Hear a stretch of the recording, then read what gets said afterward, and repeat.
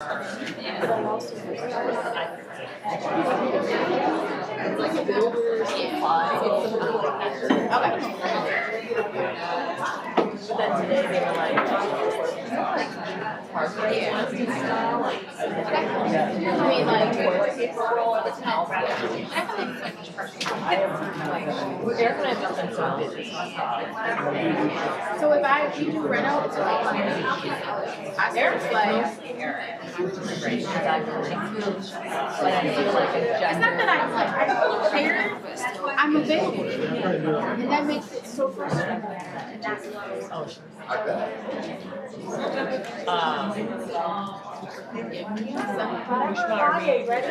Michael.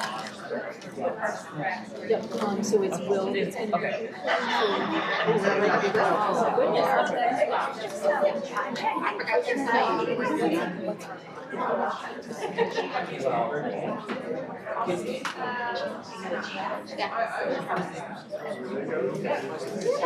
That might work out. Okay. All right. Yeah, we are. I can't take my notes out of my teeth. And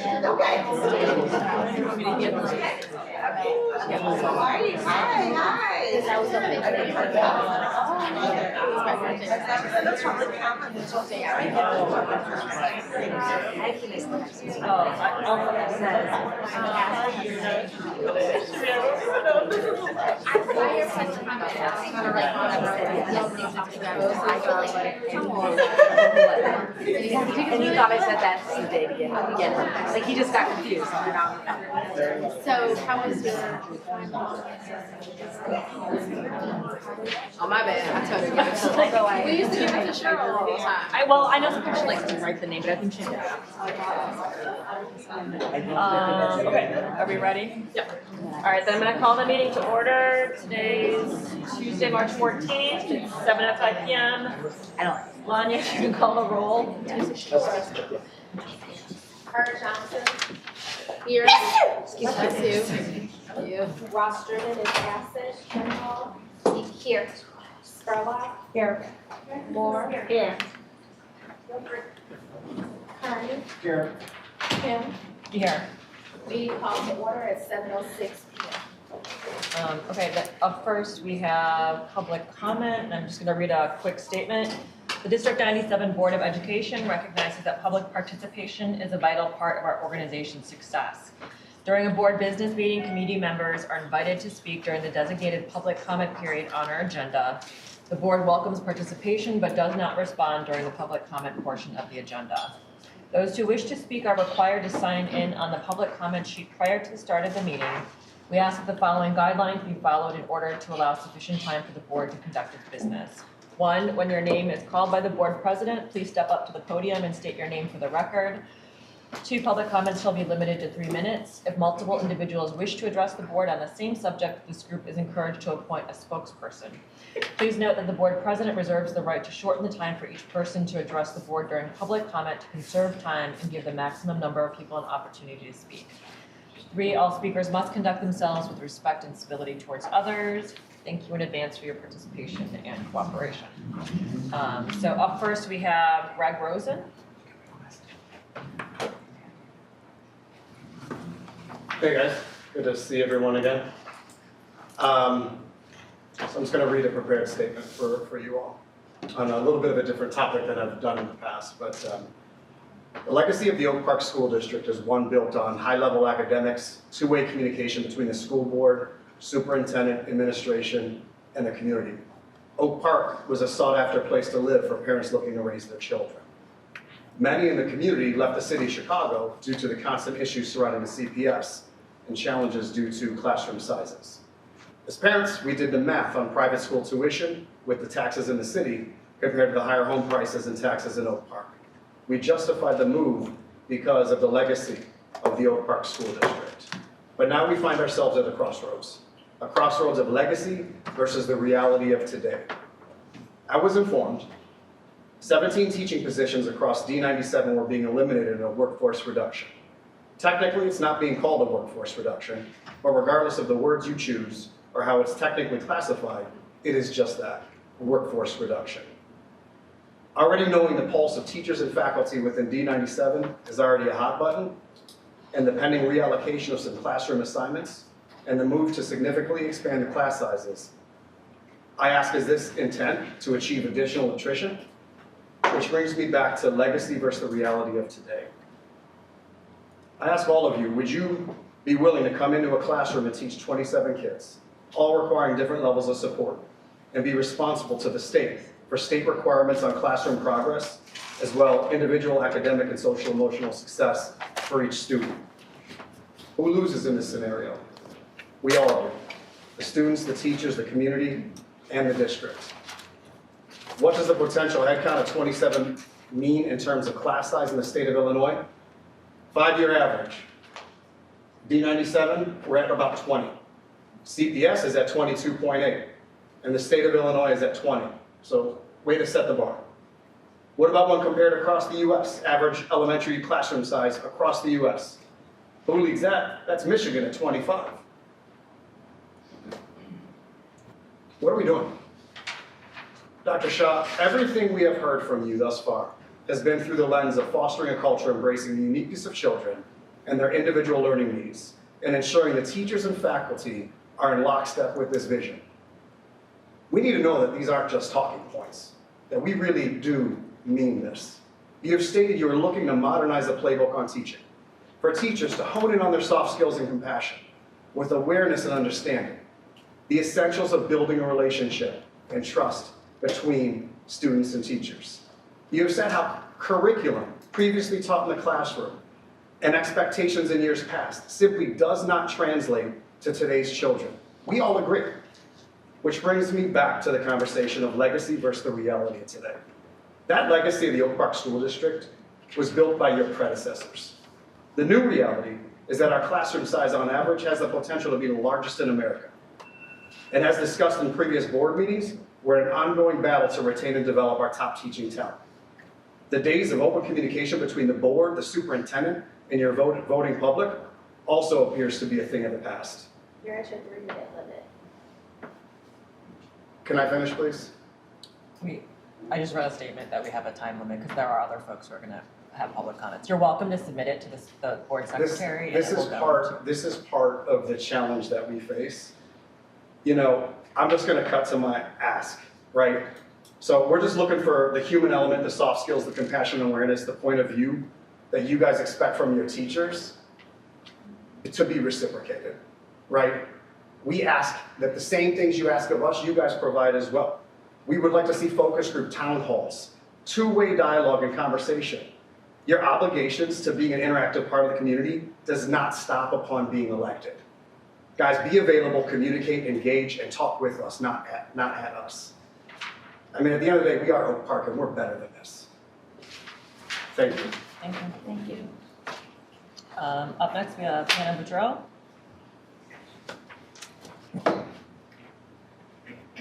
Hannah. Telling my colleague that she needed to get something to somebody. Hello, everyone. As you know, I'm Hannah Boudreau, Oak Park Teachers Association co-president and Gwendolyn Brooks social worker. So I'm speaking tonight, I'm just going to read a statement as well, it's been a long day. I'm speaking tonight to urge everyone here to please reconsider Mr. Lawrence Calloway's request for an unpaid leave. Mr. Calloway has the very unique and exciting opportunity to go on tour with globally recognized blues singer and Grammy Award nominee Joanna Connor and the Wrecking Crew. You may or may not know that Mr. Calloway is a profoundly talented bass player who has performed all over the world, as well as at some of our very own favorites, like Fitzgerald's and Friendly Tap. He's also been a resident performer at Chicago Kingston Mines for years. Perhaps some of you have even seen him.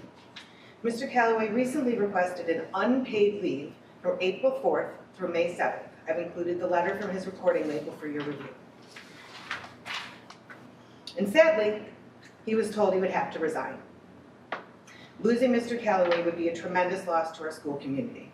He consistently goes above and beyond to serve our students and staff and is an integral member of our Brooks family. Furthermore, as we seek as a district and a community to have a more diverse staff, losing a young, talented Black man should not be the message we are sending. We should be excited for him and supportive of this incredible opportunity that he's been afforded, not forcing him to quit a job he loves. Thank you for your time, and I'm hopeful you'll consider this unpaid leave request. As always, if you'd like to speak further, I'm always happy to talk. Thanks, Hannah. Thank you. Up next, we have Tanya Haight, sorry. Haight.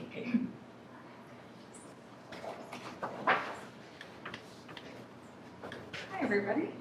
I'm just gonna get myself set up because I don't have paper. And a timer.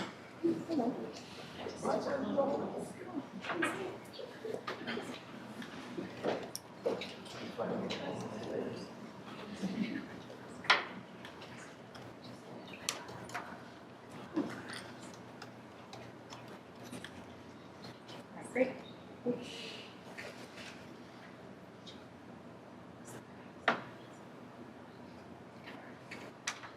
Okay, I don't have such a written formal statement, but I am thrilled to be taking this opportunity to formally introduce myself to you all. I've been an Oak Parker for 17 years. I have a daughter at Longfellow Elementary.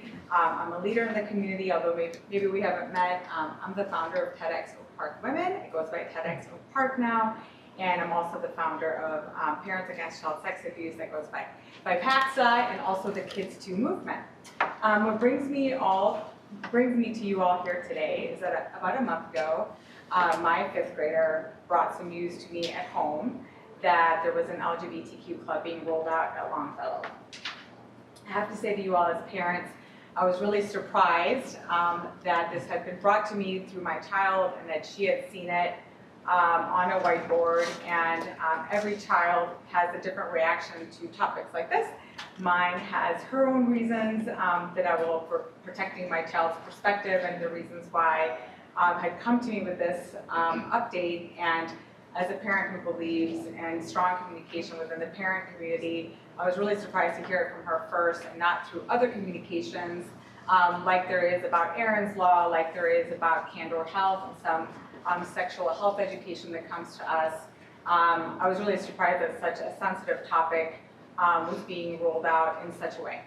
So I took to a platform that a lot of parents use to communicate, not necessarily, bad energy or any, opinion that would be polarizing. Obviously, I chose this community for all the very reasons most of us are here today. I feel silly saying this to you all, but from a very harmless post using the Facebook Longfellow 5th grade page, kind of just using the platform to communicate to parents about the fact that this had been rolled out and that this hasn't been communicated through our proper channels. What that resulted in was getting trolled by a Longfellow dad, taking my post, my very benign post, and posting it to Oak Park dads with a following of 2,000 people, calling me a homophobe. So as you can imagine, being in the community of Oak Park, being the leader that I am, and having a very untrue statement being posted about you without any further inquiry or wanting to understand the reasoning why maybe that was put out there was a huge alarm to me. This kind of behavior that's toxic in our town is not new news. It has happened to a lot of people through other forums in town with personal attacks without real good understanding. So I welcomed DMs from parents following that post, and I got some really good dialogue going with parents who maybe didn't use their voices for the very reason some people don't like to put the acronym LGBTQ because people jump to conclusions about what that entails. Oh my God, that was it. My ask of you all, and Dr. Shaw knows, we've also communicated with the principal, is that we have still very unclear answers about how this club came about, how it rolls up to ISB. Everything that we've explored does not show any clear policy from ISB or from the ACLU that impacts elementary school level. So our overarching ask is for further insight and information about why and how this got to our elementary school kids. We support LGBTQ, but believe that there are some sensitive topics around that whole umbrella that needs to be further explored and open to the parent community for more discussion, since it does lead a lot of kids who are not in that category, not clear, very confused, or stressed about what this all means for an elementary aged kid. And I think it's a very fair request, and it doesn't make me homophobe. So thank you so much for your time. Thank you. And those 3 minutes go fast. All right, sorry, we have one more public comment. Sadiqa Ryan.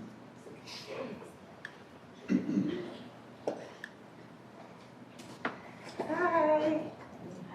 I'm nervous.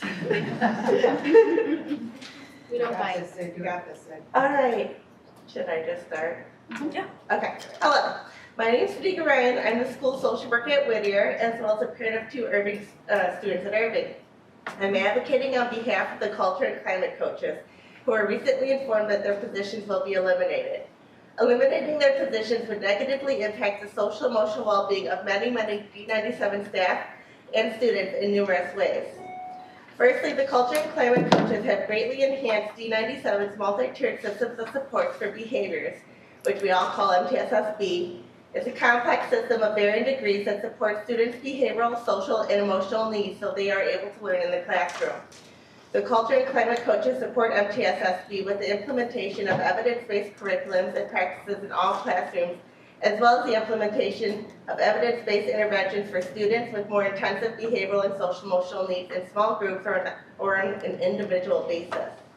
The culture and climate coaches ensure this is done in a systematic, fair manner with fidelity. Their role supporting MTSSB is vital, especially now when students are exhibiting more extreme and frequent behaviors associated with the difficulties the COVID-19 pandemic has caused. In addition to the immense responsibility of supporting D97's MTSSB process, the culture and climate coaches provide D97 students, staff, and families in the following ways. They provide training and consultation regarding restorative practices, classroom management strategies, social emotional learning techniques, and trauma-informed care. They support D97's partnership with DePaul University, which links D97 students and families to housing, medical insurance, various therapies, and other essential supportive resources. They support and coordinate services for the LGBTQ plus students, which supports D97's initiative of inclusion. They support Second Step and Learning for Justice curriculum, as well as other lessons on anti-racism, and much more. In conclusion, please reconsider the decision to eliminate the culture and climate coach positions. Their roles directly support every school improvement plan goal aimed to increase student sense of belonging and engagement, as well as D97's larger vision of creating a positive learning environment for all students that is equitable, inclusive, and focused on the whole child. Thank you. Thank you. Great, thanks everyone for the public comments. We'll move next to special reports on the bike walk safety presentation. Yep, so we'll invite up Jeannie Keene, as well as we have guests here, Sylvia Ashwari and Doug Chen is here, so come on up. Yeah, what do you want us to Up here, Right up come with me. You're going up front. Let you guys take one page.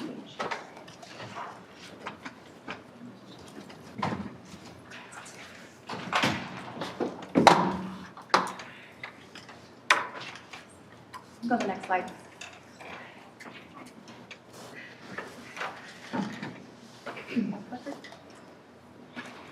Oh, sorry. Thank you. Thank you.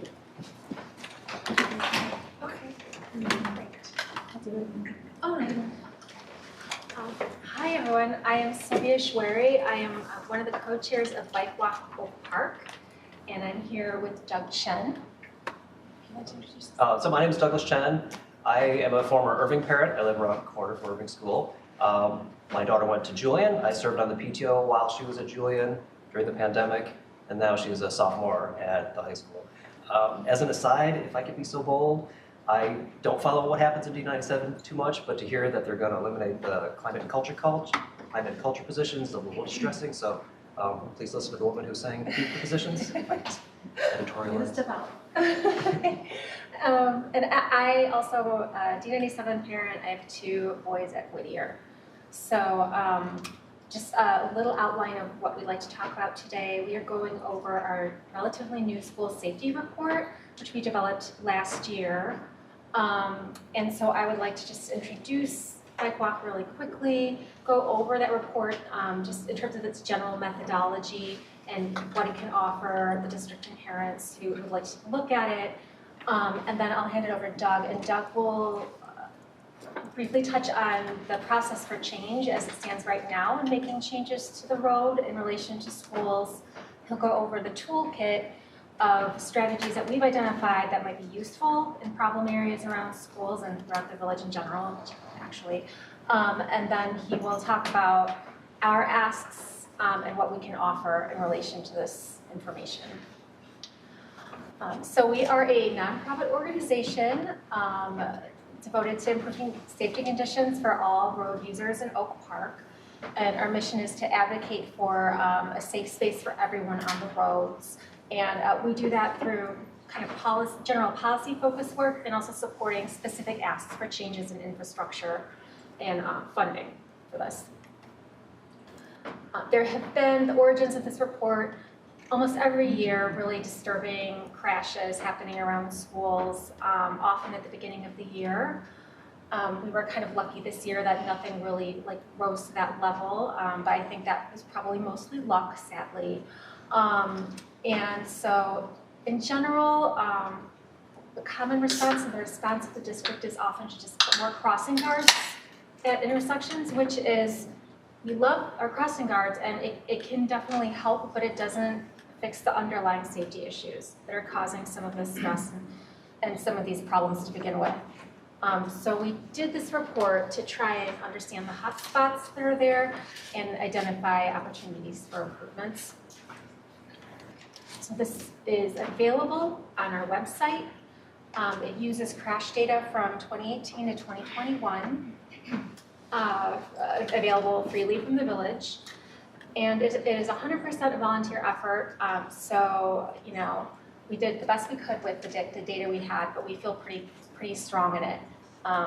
And also it's based a lot on parent observations, which we think really strengthens it as a resource. We studied quarter-mile catchments around HD 97 school, and we looked at both overall crashes, which you see in the column in the middle, and then also just ones that only involve pedestrians and cyclists. So that's that smaller group of crashes on the right side. And you see the schools in descending order in terms of the number of crashes in the list above. So you can see the middle schools are definitely the highest, and then it goes down from there. I think the most important takeaway from this data is that what you don't see, so this is only data that's crash reported to the village. So if you have a near miss or get freaked out because someone drove too close to you and it's not reported to the village, those type of incidents, which a lot of people see daily, are not reflected in this data. So I think it's safe to say that these numbers are actually higher, but we simply can't access the data if it doesn't exist. Yeah, right. I think people estimate that up to a third of near crashes or actual crashes are not reported. People just drive away, or you know, they just don't call the police, they don't report it. So I'm going to go quickly through these maps, and it's not really, I know they're hard to see, but the point that we want to make is that in general, you know, they are related, the seriousness of the situation and the number of crashes is related to the level of road usage around the different schools. So it's no surprise that the middle schools are the most dangerous, right? Because we see here Julian, which is, you know, just behind us, is bounded by these heavy arteries almost on all sides. But I think in nearly every school, I would also see things that surprised me. Let me think. I think, like, in the case of, if I go on to Brooks, I was really surprised that Randolph had as many crashes as it does. It rivals Washington.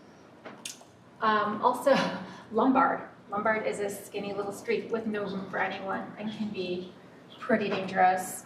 And then going down from there by, again, you can see Lake and Ridgeland kind of dominate.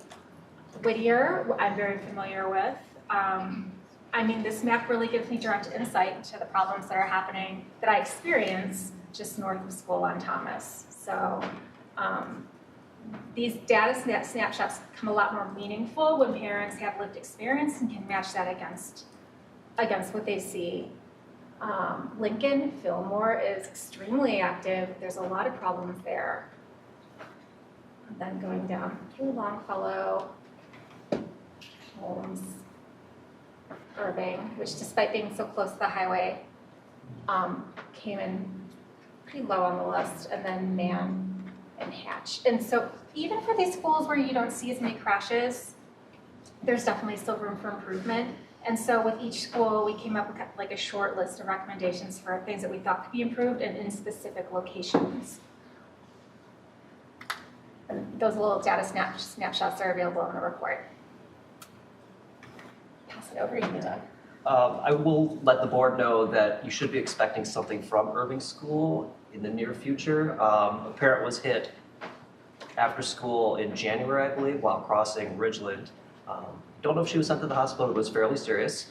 And that has caused the Irving PTO to again reassemble and say, hey, let's look again at the traffic situation around Irving. And I say again, because one of the dots at Irving is actually my spouse, who when my daughter was in 5th grade, got run down by a car in the morning drop off, sent to the hospital with a serious concussion. And so some of the improvements that we're going to talk about were implemented at Irving, not because parents recognized the problem, they were implemented because somebody got hit. And the last thing we want is to make changes as the result of somebody getting hit. We want to be a little proactive and make some of these changes. So what Bike Walk would like to do is basically we can recommend safety improvements for every school as a starting point. And there is a standard toolbox that is recognized around the country for improving walker, biker, and folks with impaired mobility across the nation that are recognized that can be implemented. The essential process starts with the families and the PTOs at individual schools. And if an individual school cannot solve the problem for whatever reason, they're going to work with your D97 safety team. And I know the Irving PTO is already starting that process.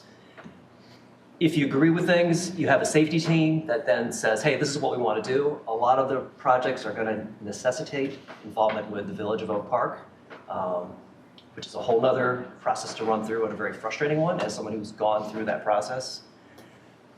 And if someone, be it your board, your school board, your PTO says, hey, we can't do this, a parent or any group of parents can bypass this body and go straight to the Village's Transportation Commission and say, hey, I want X to happen on my street or at my school. And we see some of that happening on occasion. Some basic tools that are often used, bump outs. So here is at Irving School at the south end. It's a one-way street. Basically, this is a kind of pseudo-temporary, pseudo-permanent curb bump out to basically create a choke point. Prior to this, you try to get lanes of 2, sometimes 3 cars simultaneously, trying to turn left, turn right, go straight. This, by choking it down, you can only get 1 car at a time, and it just kind of simplifies the intersection for kids to get across safely. Raised crosswalks. Here's an example. Lake Street, in front of the Lake Street Theater, prime example of a raised crosswalk. Daylighting, eliminating parking spaces close to pedestrian crosswalks so that it's simply easier to see. At some of the schools, I think at Longfellow, they actually place cones in those spots where you're not supposed to park anyway, but prior to them putting cones there, parents would pull into those spots to drop their kids off, thereby restricting visibility of the kids as they cross in the crosswalk. So, it's not just those drivers, it's we as parents who engage in these bad behaviors that then put other kids at risk. Temporary, permanent road closures, cul-de-sacs at Lincoln at Longfellow. There are one-way segments at By, Irving, Whittier, Brooks, and these can be expanded or reduced as need as it arises. And they, what's nice about a couple of horses, you can throw them up as a test to see how things respond. And if it's a failure, you don't necessarily have to go that route. Ground murals, a nice big Black Lives Matter one over by the high school. That sort of street marking actually causes drivers to slow down because it kind of creates the noise in the street and it causes people to actually pay more attention to where they're driving. One of the big ones around town is beg button removals. Rather than you having to come to a crosswalk and push the button, wait perhaps an entire cycle for the light to change, you get away with these so that anytime you come to a crosswalk, it always turns green for you as a pedestrian. And then it turns green for the traffic. And this is commonly implemented in Chicago and lots of other cities around the US. And I have seen, I'm sure we've all seen kids come to an intersection, the light is green, but they have the don't walk sign, so they don't walk, and they hit the button. And then they get frustrated because it doesn't turn. And they either wait for the whole cycle for the next turn, or they just decide to go because they don't want to wait, because who wants to wait when the light for the cars are green, but this little hand is telling you you don't get to go? Have you spoken with the village about that? Yes. And I'm just curious what the, They've said it's too difficult, or it's going to impact the traffic, i.e. the cars. There's surprisingly been a lot of hesitance on the village part to doing that. Yeah, my understanding, yeah, they were mostly implemented in like mid-teens, so it's actually fairly new. So I think some of that resistance might just be like, oh God, you know, this is a fancy system to suddenly deactivate. But I think there's becoming more and more of a movement across the country and in suburbs where this is commonly implemented to just change course on these things. So yeah, we're gonna keep but putting while they pressure on. are in place, I've noticed a lot of them don't work. Correct. They There's that don't- too. They don't ever change as you set, Yeah. and so even that system isn't actually Right. doing its intended function. And during COVID pandemic, the village actually disabled all of them to reduce people actually, touching things. And so they always turned. So it's clearly within the technical capacity of the village to do it. And, I think as more people say, get away with them, it'll happen, but we'd like to see it happen quicker. And it is basically a no expense sort of change that will improve the ability to walk across the street safely.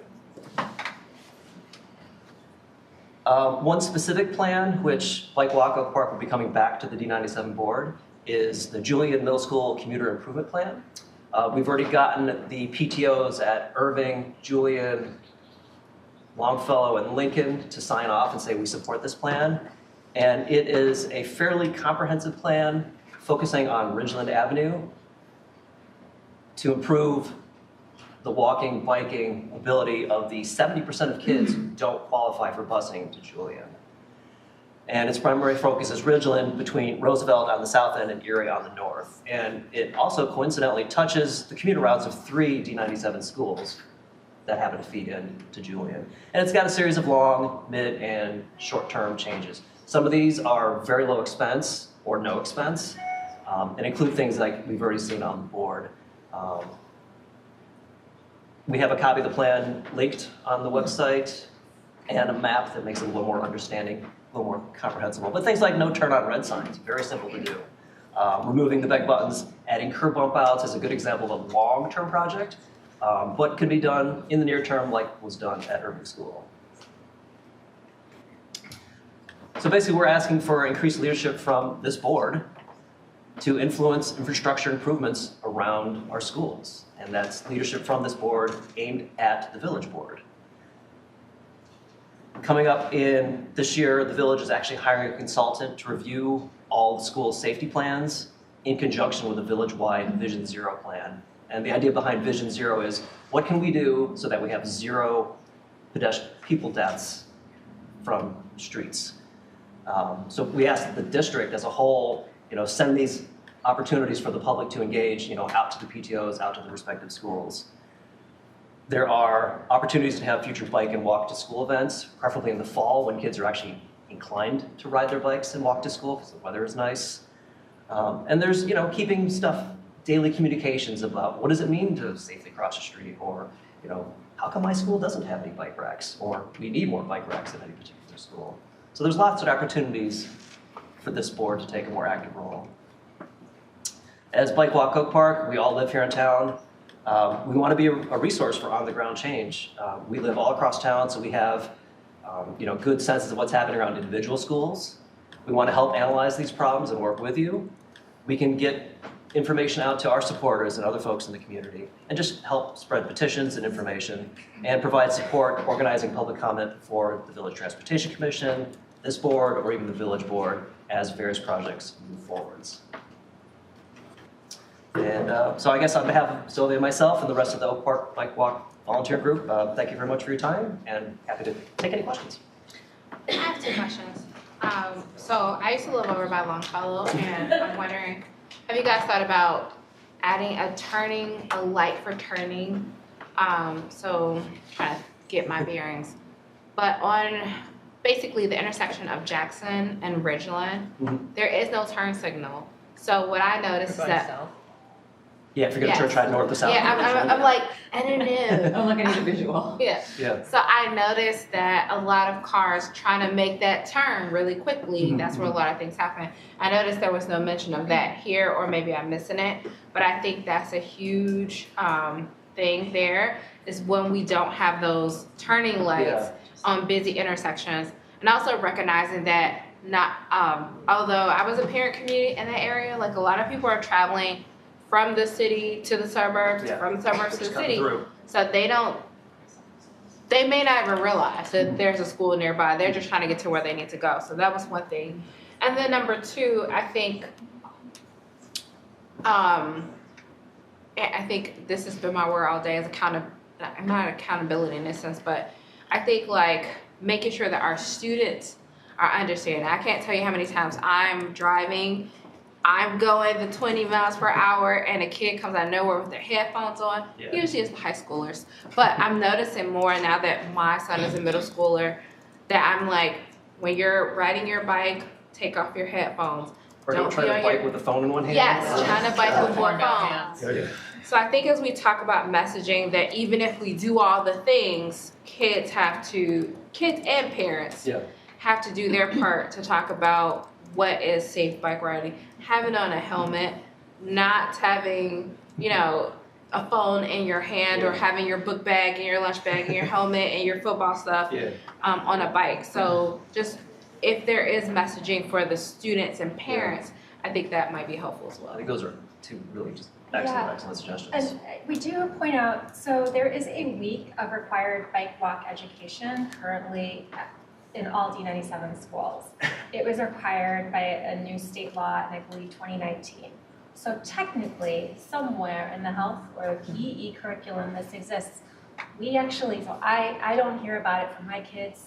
I know it's there, I don't know what it involves. So actually, one of our asks is a little bit of maybe more communication about what that involves at different grade levels.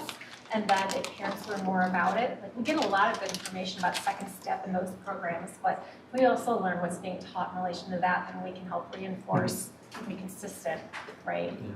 So I can just add a little comment on that. The Park District and D97 have a bike trailer that they utilize and they take to the schools during different times of the year where they have a program, and then Park District also has a program where they take the bike trailer and invite all the kids to come for bike safety, and then they also do it during gym class.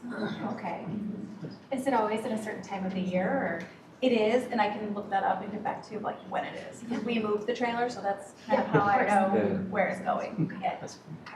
Picking up on what Sheree said, how do we just get people to slow down a little bit and like abide by stop signs? Like, what are other communities doing?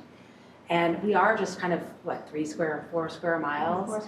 And there's, if you live here, you know that every street is 25 miles an hour or 20, whatever. But if you don't, that's a slower speed limit than your average neighborhood. It just is. And so, and then people get frustrated because then they just think everyone drives slow here, and then they go around, right? And they run stop signs because they feel like they've been slowed down. So I'm just curious if you guys have heard of, other communities that are small like ours, landlocked like ours, dense populations that aren't city, right? That what they do to kind of, you don't want to be, welcome to Oak Park, the speed limit is 25 miles an hour, right? Like you don't want that kind of sign outside but I think that all of the things you pointed out are great, but there's also kind of a mindset that 25 miles an hour is like really slow. It's almost like a school speed limit all the time. Yeah. But it would still, if you hit somebody going 25, you can still kill them. And I'm not, like I said, we always leave 10 minutes around. My family tells me we're always leaving too early and getting places late. But it's not natural, like for most people to say that my driving life all the time is 25 miles an hour. And I'm just curious if you've heard of strategies based on kind of just, getting that information to people that are driving through, or I don't know. That is a gigantic cultural shifting sort of endeavor to embark upon. I think I'm on the Oak Park Dad's page, and there's all this chatter about, God, people just drive like a-holes now after the pandemic. And I mean, I work for a local electrician, so I drive around town all the time, and you know, I putt around in my van going, yeah, I work for Kinetic Energy. So I've been in a few homes. And, but yeah, I mean, people pass me on the street, and it's like, oh, but it's a larger cultural question. I mean, this country is dominated by car culture and Fast and Furious. I mean, I think to that point, it's just, we can't change the culture, right? Even if we welcomed everybody and said, these are our speed limits. I think that there's still gonna be the person who's rushing, who's running late, who's getting to where they need to go. So I think in addition to this, I would love to know, like, what are some things that have worked in other places? I see these things, but if there are other ways that, because we can advocate and we can go to the village, but ultimately it's their decision.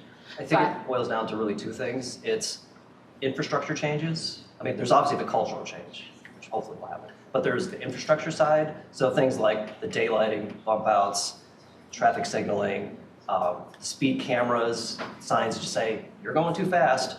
And I think the other side of that Oak Park being the type of community it is that we don't want to do is enforceable.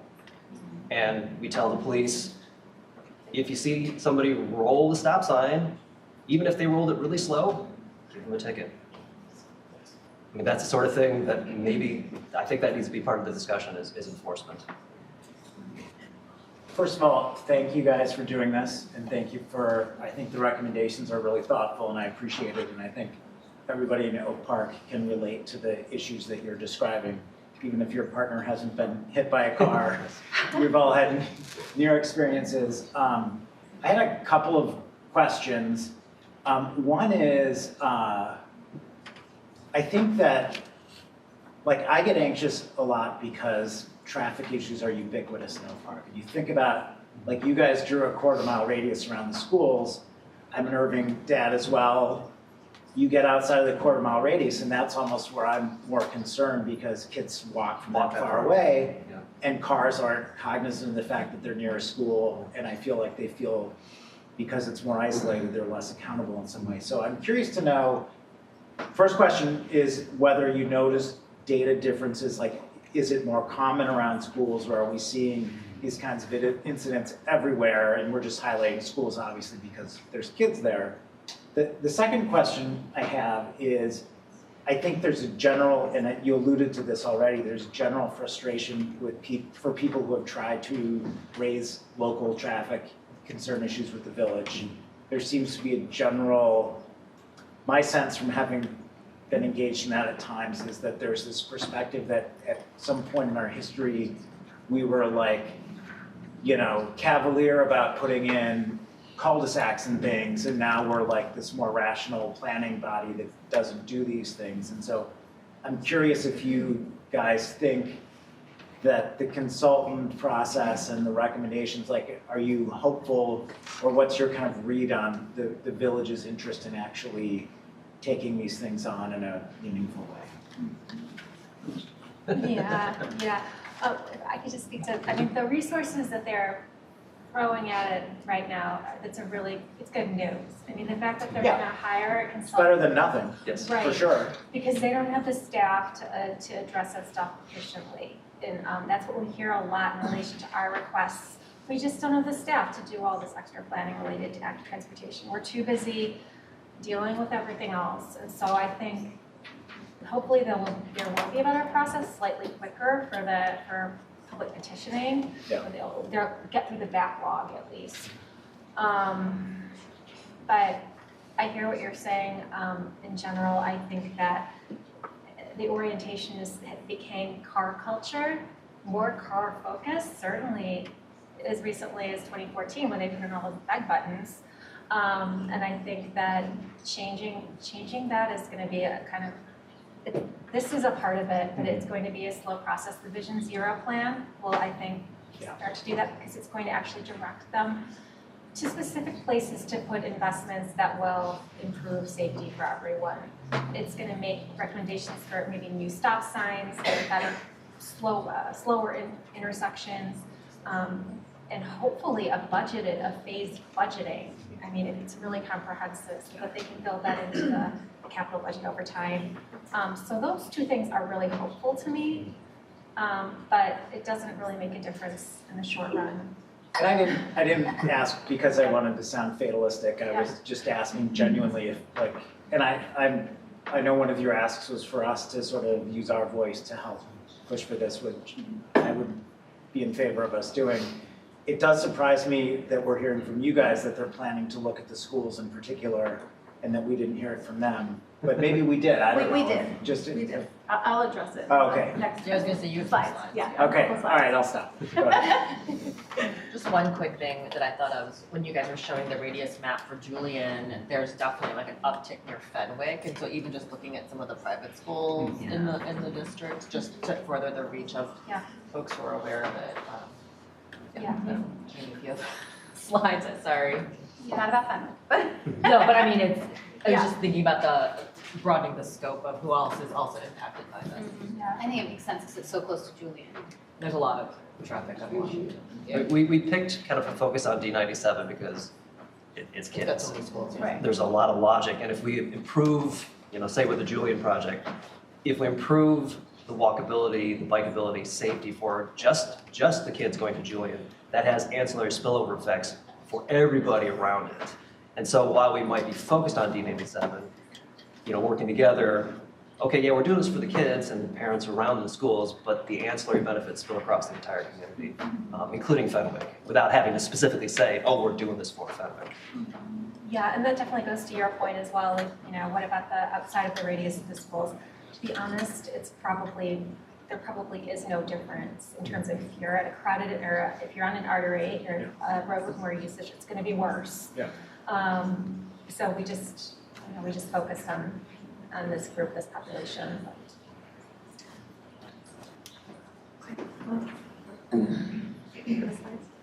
I wanted to thank both of you. I know you guys have put a lot of time and attention. You've been going to the PTO meetings. We actually met at an event, and I was very intrigued because I had never heard of this group before.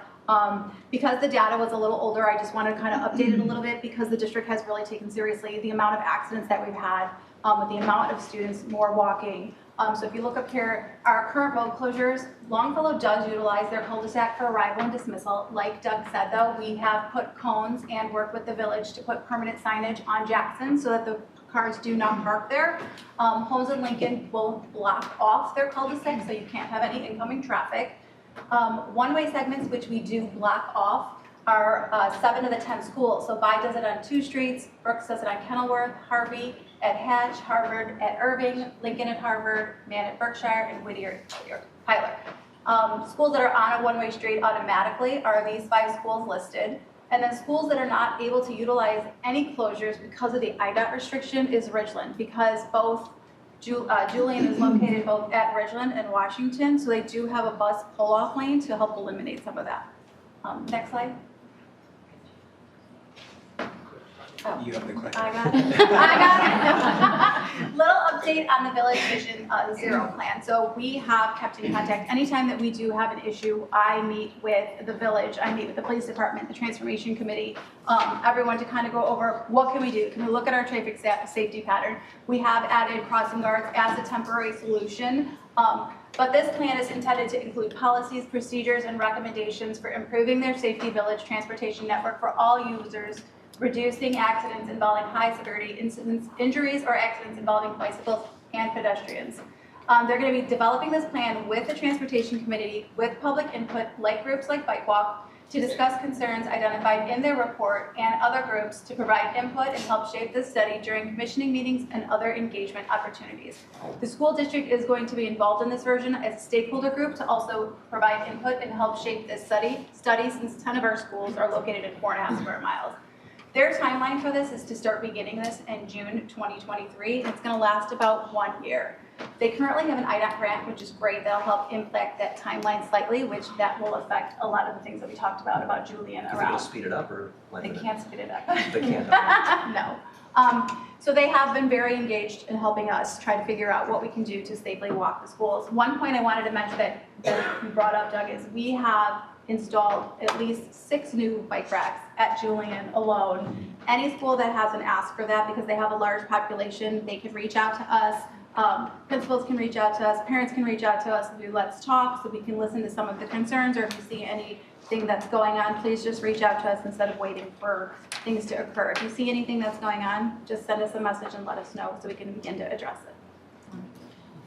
So I want to thank also Sylvia. I know we've met before, and nice to meet you, Doug. I think that it's also important that we're talking about this work in the context of safety, and also that the board has expressed an interest in sustainability, and I know those are intersecting when we talk about this work. So we had recently had a visit to the D200 with Gavin and Nancy to the Sustainability Club. And I just want to name that other possibilities and innovations can also be possible in this space. For example, walking school buses. So how might we actually create a sense of community and innovative thinking and sustainability and safety when we have kind of routes of people planned to pick up kids along their way, so that I might not feel comfortable sending my 2nd grader to walk alone at school, but if there is actually a walking school bus that's planned by the community. So different things that we can think of as innovative ways to get at both safety and sustainability. And so we're excited about this kind of partnership and the commitment in the community to think differently and to advocate for for the kinds of things we need to do. So thank you for your partnership. Thank you. Thank you very much for your time. Thank you. Okay, up next we have the priority update. I've gotten a couple messages saying that we need to be a little louder for the folks in the back. So if folks can try to project so everyone can hear. I guess it's mostly for you. Yes, we will use our teacher voices. So if we can invite next up, we have the Be a Learning Designer group. So Dr. Lofton is coming up, and we've got other visitors here to join us as well. Yes. So this area of work falls under one of the 3 priorities that we had identified for this school year. First was be curious and building some clear agreements and tools around our communication and our culture. The second was be safe and healthy. It's related to some of the work that we just heard about, also around COVID, school safety, psychological safety. And then the third area is be a learning designer. And so this is some of the work that Dr. Lofton and the team have been leading in that area. So you have other folks coming up soon. Yes, I do. Okay. And so thank you in advance to the parents who are here, to the teachers who are here, and to our principals who will be joining us in just a moment. So I just wanted to kind of tee up the work that we've been doing on the team. So in terms of the district priorities that Dr. Shaw just outlined, we are the Be a Learning Designer team, more affectionately known as Team Joy and Love. And so we have folks who are continue to support the joy of teaching and the love of learning. So we have a wide group of school and district leaders alongside our teacher mentor that make up the team. So just want to give a quick shout out to those amazing folks and the work that they've done around expanding family partnerships, particularly as it relates to family teacher conferences. So the work, or a portion of the work that we've been doing, is around really strengthening the family school partnership, because we believe that we have a common experience as families and teachers in that family teacher conference space. And so we want to make sure that we're using that workspace to continue to strengthen our connection.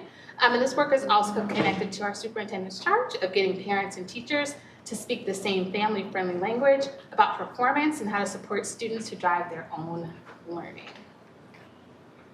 And there's clear equity policy alignment in terms of families being essential partners, and also making sure that families and students are feeling welcome and understand what's available to them and how to access information, as well as being key partners in engagement. So we actually conducted a survey and had our families respond. We had almost 500 responses around what are the big ideas and themes that we need to really think about as we continue to improve our practice in the work of family teacher conferences. And the majority of the feedback was overwhelmingly positive. But there were some themes as the team analyzed and looked at the qualitative data. And these themes are kind of outlined here, so more time with their teachers, really understanding what they can do at home to support their students, having flexible scheduling options, making sure that we maintain virtual access, a deeper understanding of standards. Childcare came up as an issue, especially for families who may have multiple children having conferences at the same time or during the same time period. To continue to focus on social emotional support. They liked having information in advance and really wanted to make sure that as we're thinking about supports, it's for the whole child. We also sent a survey to our teachers, and again, it had some big themes emerge around the conference structure, so really a focus on student-led dialogue, which is really kind of where we're trying to go. Some autonomy and design, ensuring virtual access, and then again, the theme of having more scheduling options and providing information in advance. And for middle schools in particular, limiting the amount of off-team interactions that happen during the family-teacher conference space. Can you say what that means? So they all have, like you might have a team of 6-1, Yeah. and there could be a student that's going off team for a particular reason. So they want to limit the amount of off-team interactions to make sure that that teaming structure, so those teachers in that team are the ones that are really having that informed conversation. I was going to ask about virtual access, but are you going to explain that? I'm going there. Yeah. Okay. So what we looked at then is looking at kind of what our teachers have told us, what our families have told us. What are those themes that actually came up as a common thing that we could actually kind of start thinking and designing around, at least at the beginning. So having information in advance, and these are actual quotes from those surveys. And then virtual access is either through Zoom or Google Meet. So for those families who may not have the time to During the conference. come in person, they want to make sure that they do have an actual access avenue to still participate in the conference virtually. If that's, and so we want to make sure that we thought about that and maintain that as a potential option. And then the other thing that came up in terms of a common thread was having more scheduling options. So those are the kind of the 3 themes that we started to design around. And so our goals for this year were to gather stakeholder feedback and analyze those themes, which we did, to begin to provide assessment information and to build assessment and literacy in advance of those conferences, to support a virtual option for increased access and participation, and to start to build consensus among school teams to make sure that we have a similar experience across schools. So, well, if you can so we actually developed, and thanks to our communications team, a website or landing place for folks to really start to get ready for those family teacher conferences. So if we go down the page a little bit, you'll see that we had a family university earlier in the year, so folks can access what those assessments that we give, so MAP, Master Connect, what they all mean, and how they could be used to further understand how students are doing. And if you go down a bit further, for every grade, both in English and Spanish, we have what's called the Big 3. So we can actually hit the Big 3, K2, and it goes all the way to 8th grade. And so these are the 3 big things that we want children to know and be able to do by the end of each grade level for families so it's easily accessible, they know what we're focused on. And then if you hit one of the links for that resources for families to guide student learning, families can go a bit deeper in terms of the standards and a deeper understanding of how those home supports connect. Thanks, Will. You can go back. Was this provided to, I know you had the parent university, and it's up on the website, but either through the principals or directly to families? Yeah, we're going to talk about it in just a second. Okay. Yeah, for sure. I keep getting ahead of you, sorry. No. So are the Brooks teachers here who'd like to come on up? So we're just going to do a little interview style. You guys can have a seat.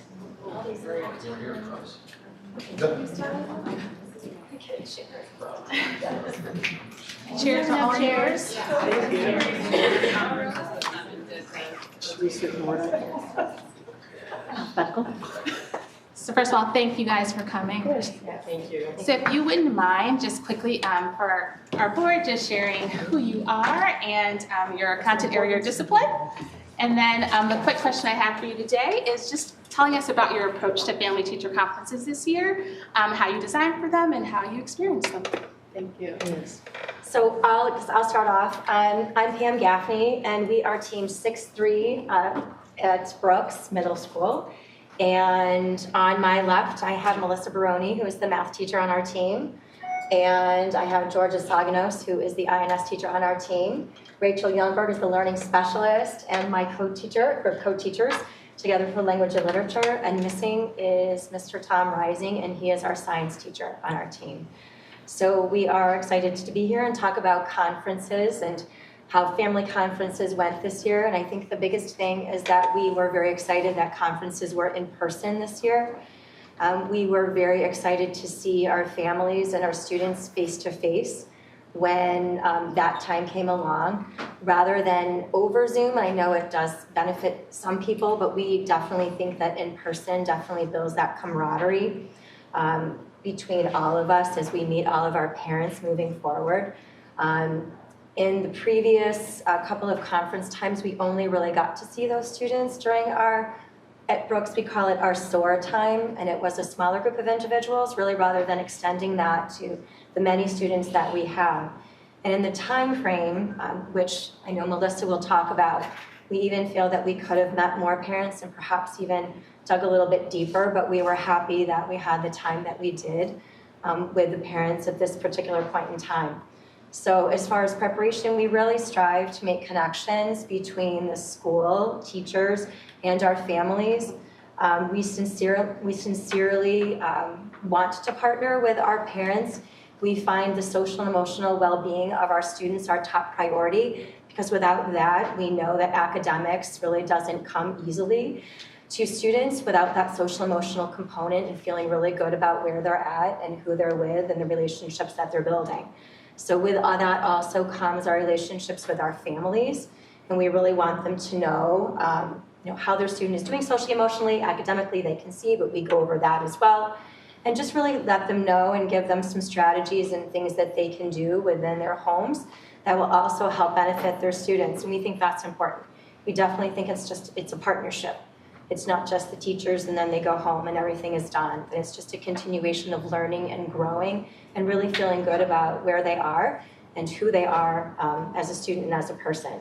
So we try to make it that parents, know what we're seeing from their student and that they have a plan when they leave from family conferences, and that they can act upon that with their student at home and carry on that dialogue with themselves, their student, and then with us throughout the entire year. So we'll move on. Anything? And then prior to the meetings, as a team, we prepare for conferences both formally and informally, meeting through like team and super team meetings where we receive the necessary materials and information that's needed for these parent-teacher conferences. Informally, we continually prep and prepare through inter-team communication, and often during our lunchtime. Due to our schedules, we tend to dine together quite a bit. And so that's another opportunity for us to just casually talk about, our concerns, our student needs, and discuss anything we have with respect to those needs. And then we're fortunate enough that as a team, we work as a really nice, cohesive unit. We support each other, and each of us bring insight and experience that enables us to learn from each other and value different perspectives, which is vital to our team and our team building.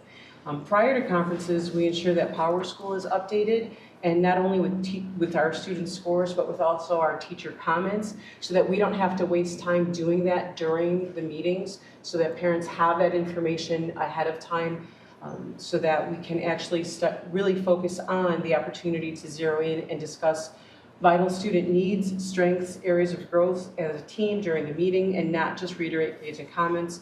Our takeaway from these meetings often relate directly to how we can continue to best support our students in the classroom. And then ultimately, our goal is to always present a united front as one whole unit, so that parents and students feel that they can reach out to us, any one of us actually, at any time, and feel confident that their questions and concerns will be addressed and ultimately resolved with a positive outcome. just to kind of echo what my colleague said, I think our goal going into conferences is that we know parents can check Power School and Canvas anytime, but we want parents to walk away feeling like we care about their child beyond the academic portion, that we're invested in who they are as a whole person. So we hope they walk away knowing like how they perform in our classroom, how they participate, what their executive functioning skills are like, and what we see in front of us on a day-to-day basis, what their social peer relationships are like in our classroom, so that they also know we're thinking about them just beyond the learning that they're doing, but who they are altogether as a whole person. So that's also one of our goals in that 4-minute little slot that they have with us, that we're really conveying all of those things when they walk away. And I just wanted to emphasize again how much our team and all of my colleagues here are committed and value the time to discuss student strengths as well as areas of growth. And we're all committed to developing a culture that has an expectation that we're going to be in collaboration with parents to ensure that every child feels supported in the district. It's because of these values that we'd like to discuss appropriate structures to ensure a better experience for families and teachers through conferences. I know you'll hear in a moment that some families had a positive experience, but the current structure is not sustainable to meet that goal. So we want to meet the high expectation that all families leave conferences feeling their child is known, have heard strengths about their child, and have provided the direction on how to best support their child. But the current model is difficult. So for example, I'm not sure the board is aware, but in terms of the middle school level, we had 5 families come in for a 20-minute block, so that's 4 minutes with each family. Within that time, we're trying to introduce ourselves, get an introduction, know what their child's name is, process that information, and provide specific detailed information for that family specific to that child's needs. So we're making sure that we do that in 4 minutes, and then after that, you kind of switch gears really quickly because you have another family that's coming. So to improve these structures, we're really requesting that parent and teacher feedback is highly considered when making any sort of decisions in partnership. We'd also like to be informed in a timely manner if there's any changes that are going to be made, because as you heard, the level of collaboration and preparation that we put into it really requires quite some time. So we would really be hopeful that you'll be intentional in ensuring that all stakeholders are heard and that all efforts are made to be genuinely collaborative in the decision-making process moving forward. Absolutely. Thank you. So much. I just first of all want to thank you for ladies. These are all my son's teachers. So I'm like, this is familiar. I just want to thank them because I did get that. Like, we've had some struggles, but I did get that care.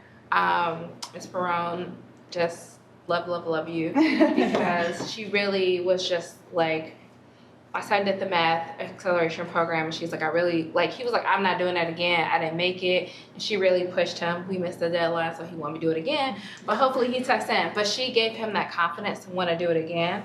And so when I saw her, I was like, can I hug you? Because like, I just felt that. But I will say, for me, this was a lot different than what I was used to because, first of all, we went to the 4th floor. So by the time I got there, and then like you're trying to look on your phone, like what room is it in again? That was confusing. So by the time I got up there, the Wi-Fi was non-existent. And so I was like, what room is it in? There were people downstairs, but unfortunately, I don't feel like it was very helpful because they were like, there was no like, this is your student, this is where you should go. It was like, figure it out. So we got upstairs, I'm out of breath, and we go into the room. There wasn't a lot of like signage, like 6-3 here or 8 through whatever, however you want to organize it. But then once you get there, like you said, this is the first time I'm ever seeing these people. So I'm like, hi, like we're trying to introduce, but then you don't have that space. And as a new middle school mom, there's just so much. You're like, I have all the questions, all the things, because we're not used to this system.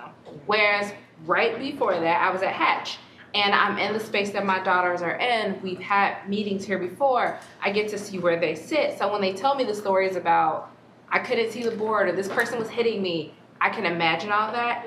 Here you were just, like, it was like speed dating, basically. You sit down and you have that conversation. So I agree. I agree with all that, because like as soon as we start to get into it, you felt like, boom, there's that pressure for the next person. And then I think also just like the after, like no one does business cards anymore, but sometimes it just is overwhelming. And I have multiple kids. So like the twins were like, I'm hungry, let's go. So having a space, or we talk about different families. If you have younger kids, like that's not a conducive space to have. And my kids are not like running around, but they're still like, what are we doing? So I think I support like all the things that they're saying, because I was there and I was just like, I like this, but it's a little chaotic. And they did the best that they could and they did an amazing job, but I do see that there needs to be more thoughtfulness and people with multiple kids. I can't imagine if I was without my husband that day, like having assistance. If I was a parent with a special needs child, if I was differently abled and had to get to the 4th floor, so there was even a signage like, here's the elevator. So those are just a couple of things. And I had a question. So I know we've talked about and thank you, by the way, this is great. I also have a Brooks student, an 8th grader who was in 6'2" and 6'3". But we talk about equity and equality being different, and I wonder if we should offer different amounts of time per student based on their needs a little bit. Because I'm hearing what you're saying, and I have one child who would need a 20-minute conference and one that needs a 10-minute. Do you know what I mean? And so I wonder if we, does that make you guys feel like you're not able to still make the connection though, because you're cutting your time short maybe with some of your students that have less challenges? Yeah. But I'm just curious what you would think about, I don't know, staggering the time and asking parents to come and sign up for a different amount of time. We actually, I mean, to your point, we actually did have a specific student that we did book more time for because we knew that that was what was needed. Right. So we had that we had that level of flexibility built in, and really we take it on a student. I mean, we see who signs up, and there's certain parents that we reach out to that like, look, we really need to talk to you, or if we haven't been able to connect yet, please come to this meeting so that we can have that conversation with you. And so we tend to kind of look to see like where that was. And so for that specific reason, we were able to do that, for a specific student. And to your point, I have 16-year-old triplets. I don't go to their parent-teacher conferences because I can't talk to 21 teachers. I just can't. So I rely, from a personal experience, I rely on, I'll email a teacher, and so that was one of the things, our takeaways too, that please don't wait until parent-teacher conferences or family-teacher conferences to speak to us. Reach out to us anytime so that we can address those issues before we even get to the conferences, because some issues can't wait. So we kind of look at that too, so that parent-teacher conferences shouldn't be the first time that we're meeting a parent to talk about an issue. The students who are doing well, those parents, that's great. They want to come in, we shake hands, we talk to them. Your kid's awesome. Let's see what we can do to continue that, to continue that. But the students who have, concerted needs, we definitely want to hear from those parents, and we reach out to those parents well before family conferences. I had a question actually, I'm sorry, my follow-up and that was my next question, was this, with the spectrum of needs. On the kids that don't necessarily parents aren't necessarily walking away with things to work on. Sure. Is there, and I know we're talking about our gifted program all the time, and this is not necessarily, they don't need gifted services, but is there an opportunity to provide kind of enrichment also then for those families? So as opposed to, shaking hands and saying you did great, it's fine, but so they have something also as a takeaway, because I do think some parents, even if your kid's doing really well, you kind of walk out of the conference and would still like to have something maybe to work on. We leaned in on the website that you all made, which I thought was really an excellent way to kind of portray information. And so we made like little QR codes that every family could leave with that linked them right to that, which included extension activities. Exactly. So I thought that was a really good way for the district to support us in providing that extra level of support with families to leave with something. Thank you. This is kind of related to this is from Nancy, but she was saying that at Julian, parents whose kids were getting a B+ or higher were actually discouraged from scheduling conferences. So the issue around like the equity of who has access, and kind of connected to that, even like when I was signing up, this was more of an issue in elementary school because it was like such a scramble. Like, did you check your email in time? Yeah. The middle school wasn't as bad, but like I have a flexible schedule. Sure. And my husband, we're both working from home, and so like I try to be cognizant of people who don't have that and trying to pick more daytime, but like there's no instructions that like there are some people who really need, like, I'm wondering about, like, one, access of conferences for everyone, regardless of whether you have a quote-unquote good Correct. kid or not. But two, also, like, how do we, and this maybe goes back to the bike culture thing too, like, as a community, talk about the culture of, like, being aware of different students' and families' needs, and how we can kind of help support each other, even in terms of whether it's longer or shorter amounts of time, or like being aware of like not scheduling the evening hours if you could take daytime hours of just. So this is probably a phased process. So Yes. we also have a collective bargaining agreement with our partners that, and we'll be kind of talking about, I'm assuming, some of these things. But we also have our principals here, some principals here who are coming up to talk about it, as well as our families. So I think we can probably also kind of talk to them about that. Yeah. Yeah, and I also just really thank you, Ebony, Oh, sure. and thank you to each of you for what you've shared here today. I think the other thing I just want to name, and I know that I'm guessing you will agree with this, is that this idea that students that are academically doing well don't need that same level of attention is really it's a problematic That's not true. assumption. That oftentimes there are students that are socially, emotionally struggling the most. Absolutely. They're anxious.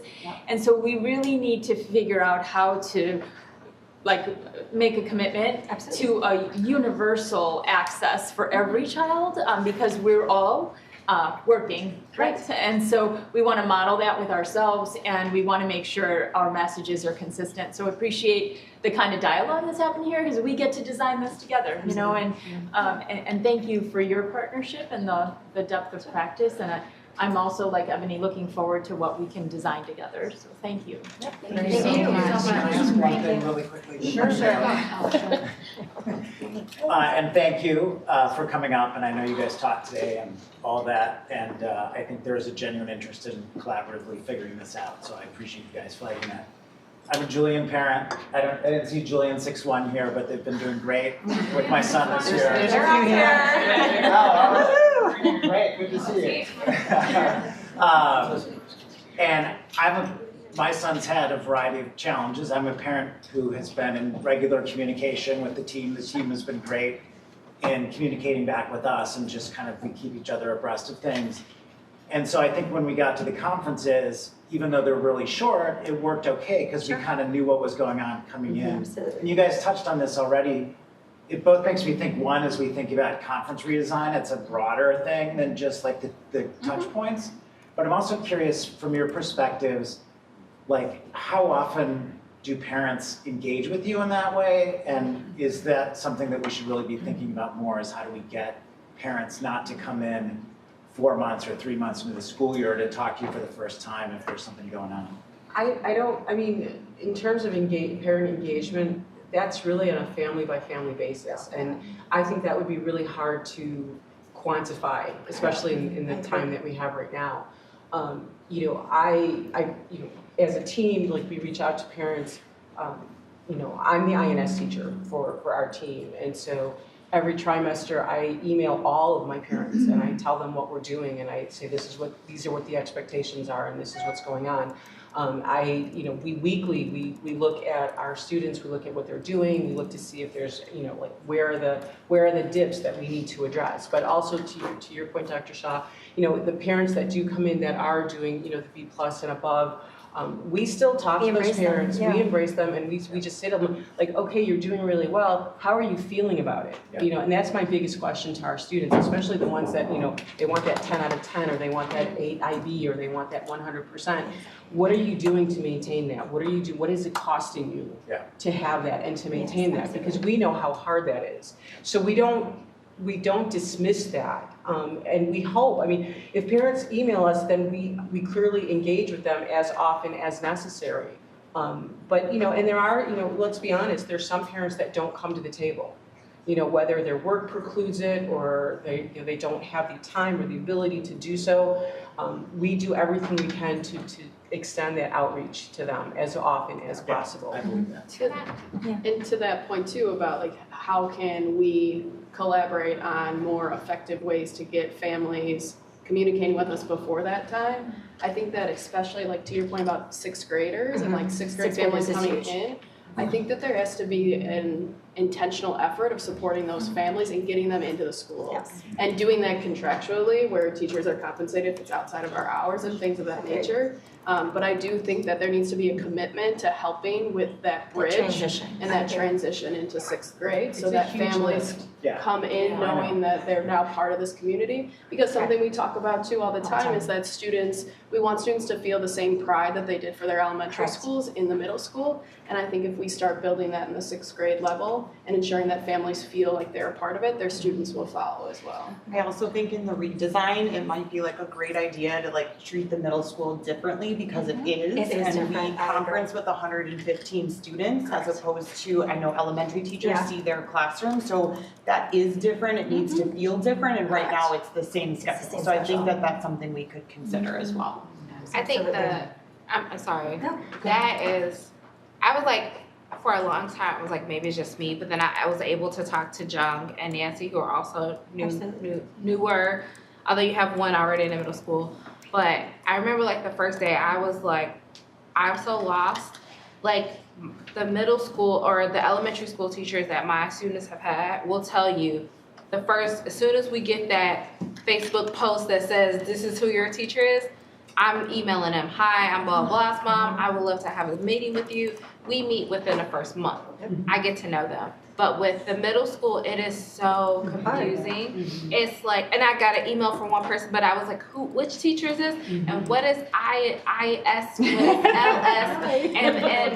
And then you ask your student. It'll change next year, so don't they'll keep renaming it, so. Yeah, and the schedule is so different too. So you're like, so you saw this teacher today? So I feel like it's just not, like, I would have liked a directory with like some pictures, like this is a little bit about you. It just felt very personal. We do have that at the open house. We do have an open house that we encourage parents to commit, and especially like Melissa brings up, we all do that bridge. It's really important. Not that other grades don't have, families coming in to meet, but I think 6th grade is definitely heavy with people coming in and wanting, like you said, to know, who's my teacher, where are they at, what does their schedule look like, etc. And I do think it does take that extra time from us, and Melissa said, like compensation-wise, for us to do that and to build those things and to bring parents in and to foster that community as they, move through their school years, to let parents know they are valued. We want to partner with you. It's huge to show that we're all interconnected with each other. We want the success of, our students. I thought so I've had 2 children matriculate in here, Julian. And I thought the open house helped to alleviate a lot of that anxiety. With the first kid, but by the second kid, you're like, I got this. Well, it's like, if you missed, still has some more guests. I'm just watching the time, Yes. so. Thank you so much. Thank you. Okay, thank you. You're not Gavin, okay? Well, there's like people who aren't being. Mrs. Emery, Dr. Curtis, and then thank you again. Thank you. Right, that's what I was thinking. Principal Robinson and Principal Gordon. What'd you say? Like me? I know. Not getting paid. We really aren't paid. You're not paid in love and affection. Shots fired.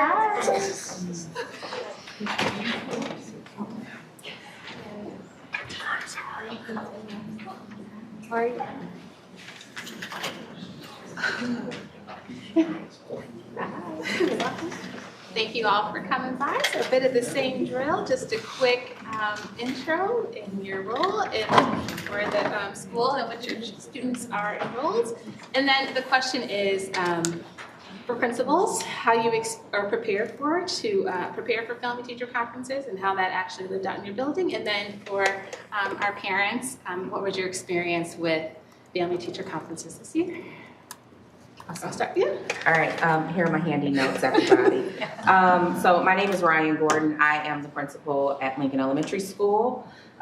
So 2 things. Go Lincoln. We're fun over at Lincoln. All right, so 2 things that I think were important to kind of mention along the way that we did specifically at Lincoln, we tried to create a student agency and student voice as part of that process. So in our intermediate grade, specifically around 5th grade, there were student-led conferences and portfolios. So that was kind of new to us and things that we're kind of working again to do to really involve students as part of the process. The other thing that I wanted to note, I know that everybody at this point either loves or hates Zoom, right? We kind of have that love-hate relationship with it, but I think that it was very important that we still continue to provide access to folks who needed different access points. We get a lot of families that we might not otherwise get in person through Zoom, and so while, you know, we love that we're in person and heard very loud and clear that that was something that was important to us, we still wanted to make sure that we had, you know, eliminated barriers for those that wouldn't otherwise access those conferences. Two other things that I kind of wrote down that just kind of came to mind, and something that I always share with teachers, is that, or put in newsletters and communicate in all forms, is that if a student is not meeting the expectation, a parent should not come to a conference and experience that for the first time or learn of that for the first time. So I'm always thinking about like communicating ahead of time so that you don't run into those time constraints, because that will definitely change the conversation, right? So number one, you shouldn't learn that when you walk into a conference. You should be communicating about those things, you know, as we're going. The other thing that I wanted to mention is that, you know, our teachers are very committed to ensuring that families have access to conferences. And so my staff meets all through the week.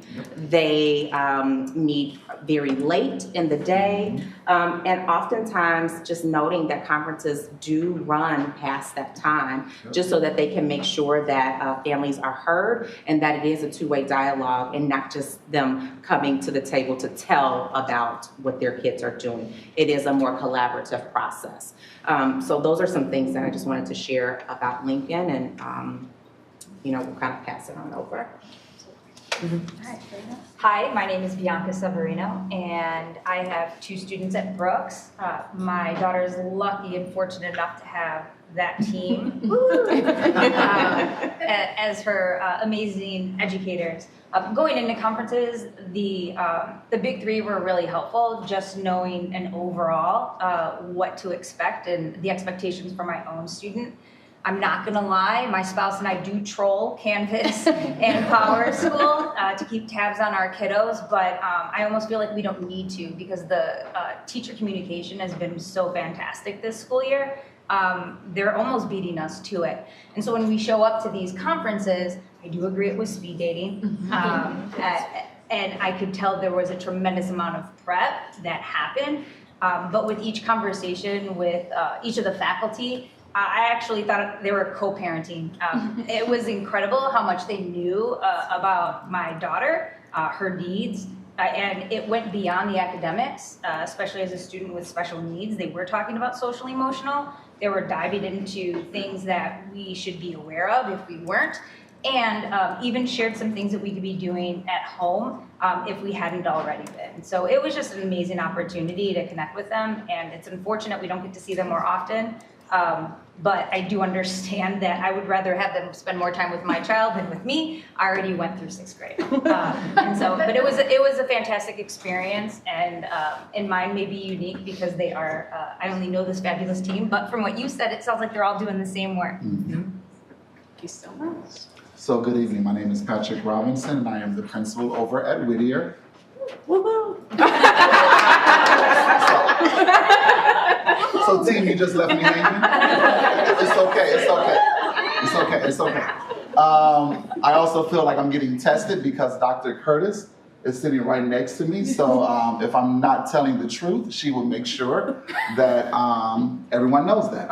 So in addition to some of the things that Principal Gordon said, at Whittier, we really want to make sure that this opportunity that parents actually have with students, that they're walking out of that conference feeling like this teacher really knows my child, not only the academics, but social emotional needs and all of those things. So we really want to make sure that when we're looking at that short amount of time, that parents actually have with teachers, that we're taking some of the barriers and some of the things away. So some of the things we did at Whittier and across the district, we wanted to make sure that all parents have access to all of the benchmark data, data reports. And so as families, you had the opportunity to take a look at MAP scores, Mastery Connect scores, all of those fun academic testing scores, and really kind of develop questions or anything that you might have prior to the conference. Instead of just seeing that information,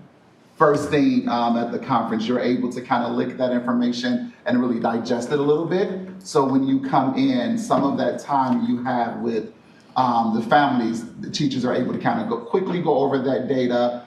If there are any questions or anything like that that you have, teachers can address that question. And then the remainder of that time can really be spent really just kind of digging into how is my child doing socially, emotionally? Are they enjoying school?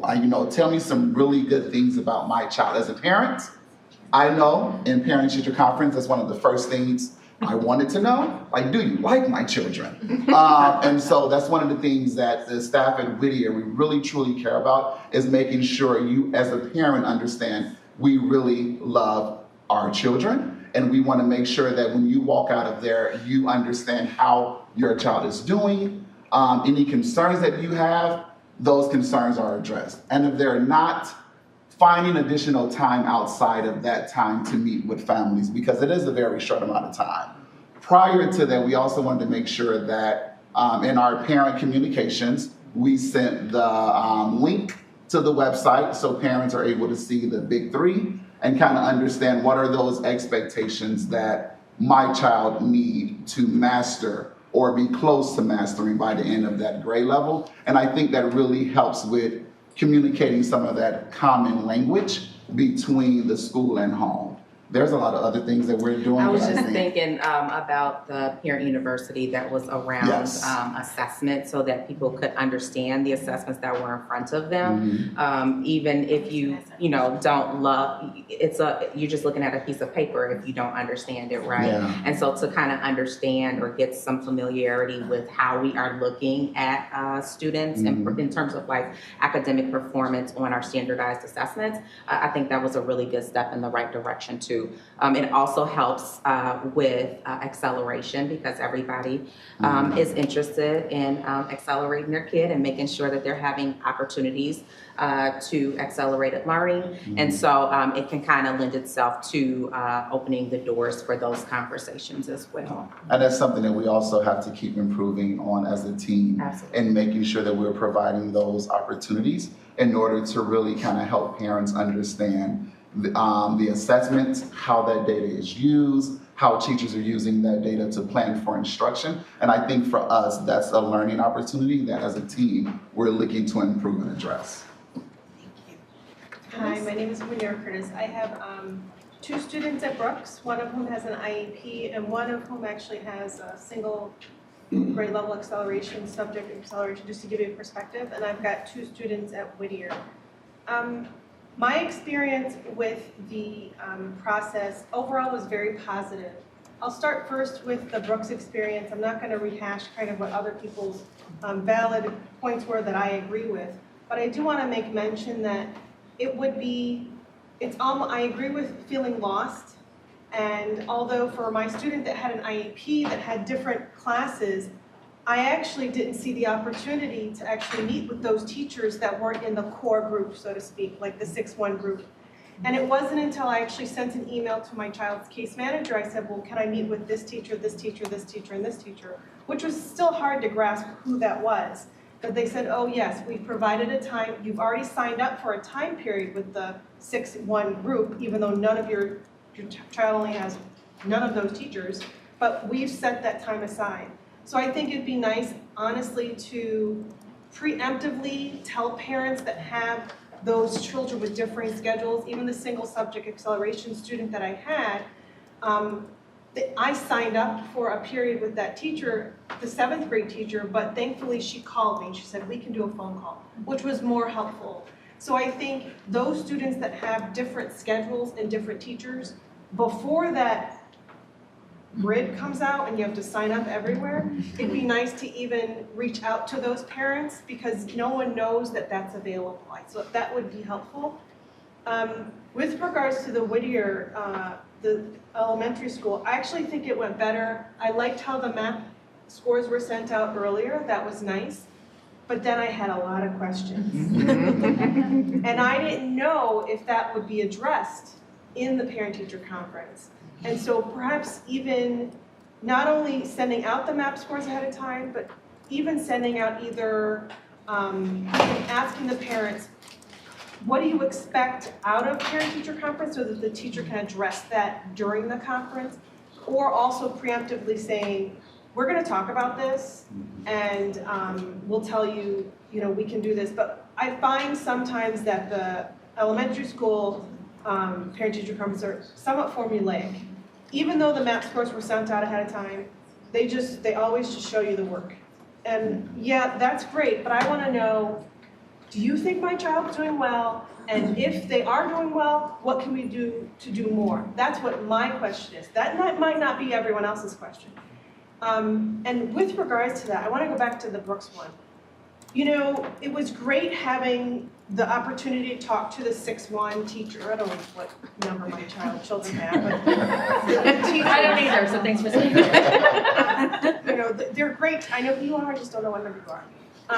But one thing I noticed is the opportunity to speak to French, art, and the other ones didn't seem to be as valued because I got stuck in the speed dating room and then I missed totally the time with the art teacher and the French teacher and whatnot. And that actually, they give show another component of our children that is just as important, but I don't think I had the opportunity. Thankfully, they were still hanging out in their room and I was able to run and get them, but I think we don't even communicate to the parents how much of important it is to still meet with them also. Yeah.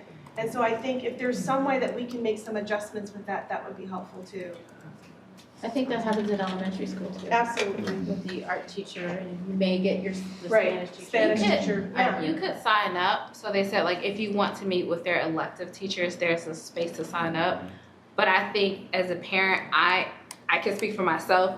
I'm interested in math, science, like reading. So I was like, you're doing okay. I think you got like a B in Spanish. Let's keep it moving. So I think it is highlighted. So, or if you have more than one kid, it's a hard thing to get. That was gonna be my next question because my twins are coming, and how will we address that? And I know, Holly, you're gonna have 2 middle schoolers. I'm gonna have high school and Oh yeah, you're off. No, I You're had off. 2 this year and I was back in the building an hour apart. But so from my experience, one was in 6th grade and one was in 8th grade, and they were different schedules. Your world, by them being twins, is different, and I can't speak to that. But if the kids are in different grades, it flows pretty easily, and they're on different days. It's on like an alternate. Oh yeah, it's not right. Okay, so I will have 3 at the middle school. Yeah, shoot myself. Okay. I think the idea though that kind of struck me with what you were saying is maybe it's possible to have a recommended or suggested schedule that maybe the team can collectively go ahead and propose. And then in addition to that, I think it's very simple to go ahead and have a QR code that allows direct access. So if that paper comes home with the student and also gets emailed, it's a little bit easier for parents to have multiple ways to do that with option for Zoom or in person. And then, I don't know how it works on the back end, but as a parent, that would be super helpful. And then I can make the decision as to, am I gonna email that teacher? Or am I gonna Zoom? Or am I just gonna go ahead and do the meeting is similar to what we just did for the second trimester? I had a question on the elementary school. I also think that one of the things that seems to happen is you're looking in the past, right? This is the work.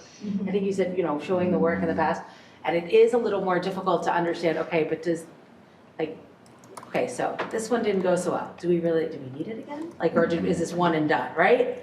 And versus, is this one of the skills that is built upon that you're gonna, in 7th grade, if you didn't get this in 5th grade, like bye-bye 7th grade, right? So I do think it would be nice to kind of, as we start talking, even as in elementary school, understanding which of those concepts are ones that actually will carry over to middle school. Yeah. And I have a 5th grader, so it's more important this year. I'm very curious about how prepared my second child will be for middle school. But, you know, like I'm not, like, that's a thought that I've had. And also I think there's a big jump, I don't know, when you go from like 2nd grade to 3rd grade, like every time you're leaving and we conference in February. So then we don't talk again at the end of the year. Yeah. And my other thought is there anything we should be doing from improving communication with families? Maybe not a full-blown conference, but something that tells families at the end of the year, besides just getting that report card. All right, so I know we met in November or December or October, whenever we met, and then we met again in February. Now my kid is moved to the next grade. Did they do what they needed to do in February and the end of the year? And I think it's especially I think it's more in elementary school only because you don't have Power School, you don't have Canvas, so you're not actually seeing it. But in elementary school, you kind of get to the end of the year, you're like, well, all right, we're gonna go to the next grade, and it's gonna be great. But you don't wonder. I felt like though in elementary school, I had more access to the teacher to do check-ins. Yeah. Like, Because you only have generally like one teacher. yeah, but like if you were at the school for some of those end of the year celebrations, not like a football conference, but you have better access to an elementary school teacher than you do to a middle school teacher. So, but that is a privilege. Like I do the same. I think I do check-ins. Yeah, my it is a privilege. kids' teacher they're tired of me, but I have the privilege of having a flexible work schedule and being a 2-parent home. Right. Agreed. So you're saying for parents in general? I've heard that direct feedback from people. Like we went from February to the end of the year not hearing anything. I was gonna say one thing. One thing that I think we do well with conferences, and so I have the lens from being a teacher in another district. And so I heard you say that we usually are lagging, like these things are behind the time. Actually, the way that our times are designed, we're actually in front of when things come out. So we have our conferences in between trimesters before report cards come out. So we actually are proactive in that sense, and that's one thing that I do love about these conferences. We have an opportunity to really start engaging, and if there is like concern or greater concern, you kind of are a little more heightened and before you get to, that end report card. No, I agree. Before the report card, but the work you're looking at is work that was done in the past. Yeah. And sometimes, like if you're looking in February, it was done in possibly December. Like we're 4 units ahead. So I will say, just first of all, thank you And thank all you. for coming out. Thank you. And so the answer clearly is in the room as we're thinking about redesign. So we want to make sure that obviously we're hearing from all of our partners and stakeholders to make this continue to make this a process that works for both families and for our teachers. And so just some future considerations that we have thought about is really kind of making sure that we're collecting data closer to the source. So having school level data. So we took a district level look just to get some themes, but we want to continue to dig down and dig deeper around what these experiences are, what we need to continue to work on, what we need to continue to think about. And so I just pulled a couple of areas that we probably will continue to think about and going into next year is kind of thinking about that family conference access analysis. So is Zoom the only way? What are our different access avenues to make sure that we're inviting all of our families in and so that they have a meaningful experience with us? We do want to continue to think about the types of assessments that support that family school partnership. So what do families need to know in terms of assessment, and what do we need to make sure that folks are understanding around those big three, around those standards that they can take from grade to grade. Also figuring out what that successful bridge is from home support to school success. We've talked a lot about like what can I do at home that came up in the survey itself. We've talked about it here, but how does that bridge start to blend so that we have that presence of school success? We've talked a lot about the structure. So that will probably be something, again, as we continue conversations. We talked about time and how to redesign it and think about it differently, especially with our equity lens. So that will be something that we'll continue to design and think about. And then continuing that two-way communication. So I think that we've outlined here that's really important, that those channels remain open. So we want to make sure that we kind of build that into just the way that we do school. So, or continue to build that into the way we do school. So I want to thank everyone. Thank you for coming, Brooks team. Thank you. I appreciate all of you. You'll be getting a thank you note from me and maybe a Starbucks gift card. Okay. So Brooks team too. Thank you all, and thank you for your time and attention. Thank you. Because I don't look stressed.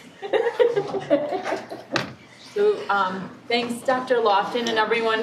One of the things we're wanted to do is also show work that's in progress as opposed to work that's all done, and really kind of engage in the and the redesign as a team. So thanks to the board also for engaging. Thank you for all of you that shared your practice. Good. Yeah. So okay. Jeannie, do you have that clicker? It's right next to Ron. Here. Oh, there it is. Okay, couldn't see it from here. Okay, great. I actually just put some. This is the ugliest slide in my deck because I just made it as we were sitting here today. So I just wanted to name that in this presentation, I will be addressing the public comments that were made earlier about class sizes as well as culture and climate coaches. I also just took some bullets. Some of the hopes that were expressed in the last presentation are related to the directions that are being proposed here. Specifically, this idea of homeschool partnerships that support our youth. This ask for clarity about what it is we're trying to do is related to competency-based learning. This focus on not only grades and scores, but also portfolios. And how do we really think about where our students are in those learning progressions? That's something we hear, that I heard, asking I want to know where are we, get good information on that journey. This portfolio of experiences beyond core academics. It's not just about those things. I want to see the full development of my child. I want that to be valued, and I want that to be invested in. That's part of what I'm about to present. And this focus on transition supports for those rising sixth graders. How are we being very intentional? I know that Larry, Hannah, and I have also talked about this specifically. How do we really build those bridges? And how do we be especially attentive to the experiences of our students with special needs, for example, as we think about this? This is a really shifting, even in this conversation, who is the audience of family conferences? It's the family. And so then how do we adjust the system to support the needs of the family? And that is a big theme here, is how do we adjust the system based on the needs of the students and the families that we're here to serve. So this is a presentation on preparing for the portrait of a graduate, and I forgot to take the draft for discussion only off.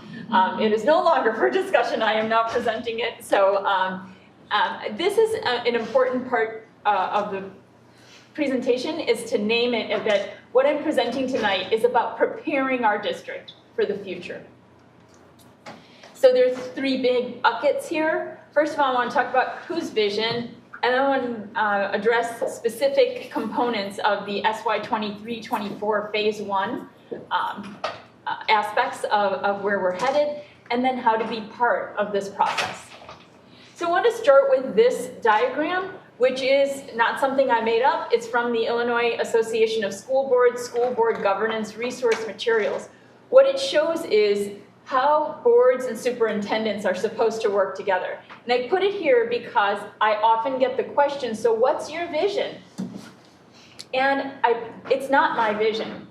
It's the vision of the community as represented by the democratically elected Board of Education, who hires one person, that's me, who is held accountable for working with staff to then put together systems, plans, culture, procedures to deliver on that vision.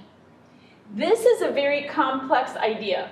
It shows what the board is responsible for and what the superintendent's held accountable for. And underneath it is trust and communication and really well-governed systems. This is a very complex idea, and you would only care about this if you live in a democratic country.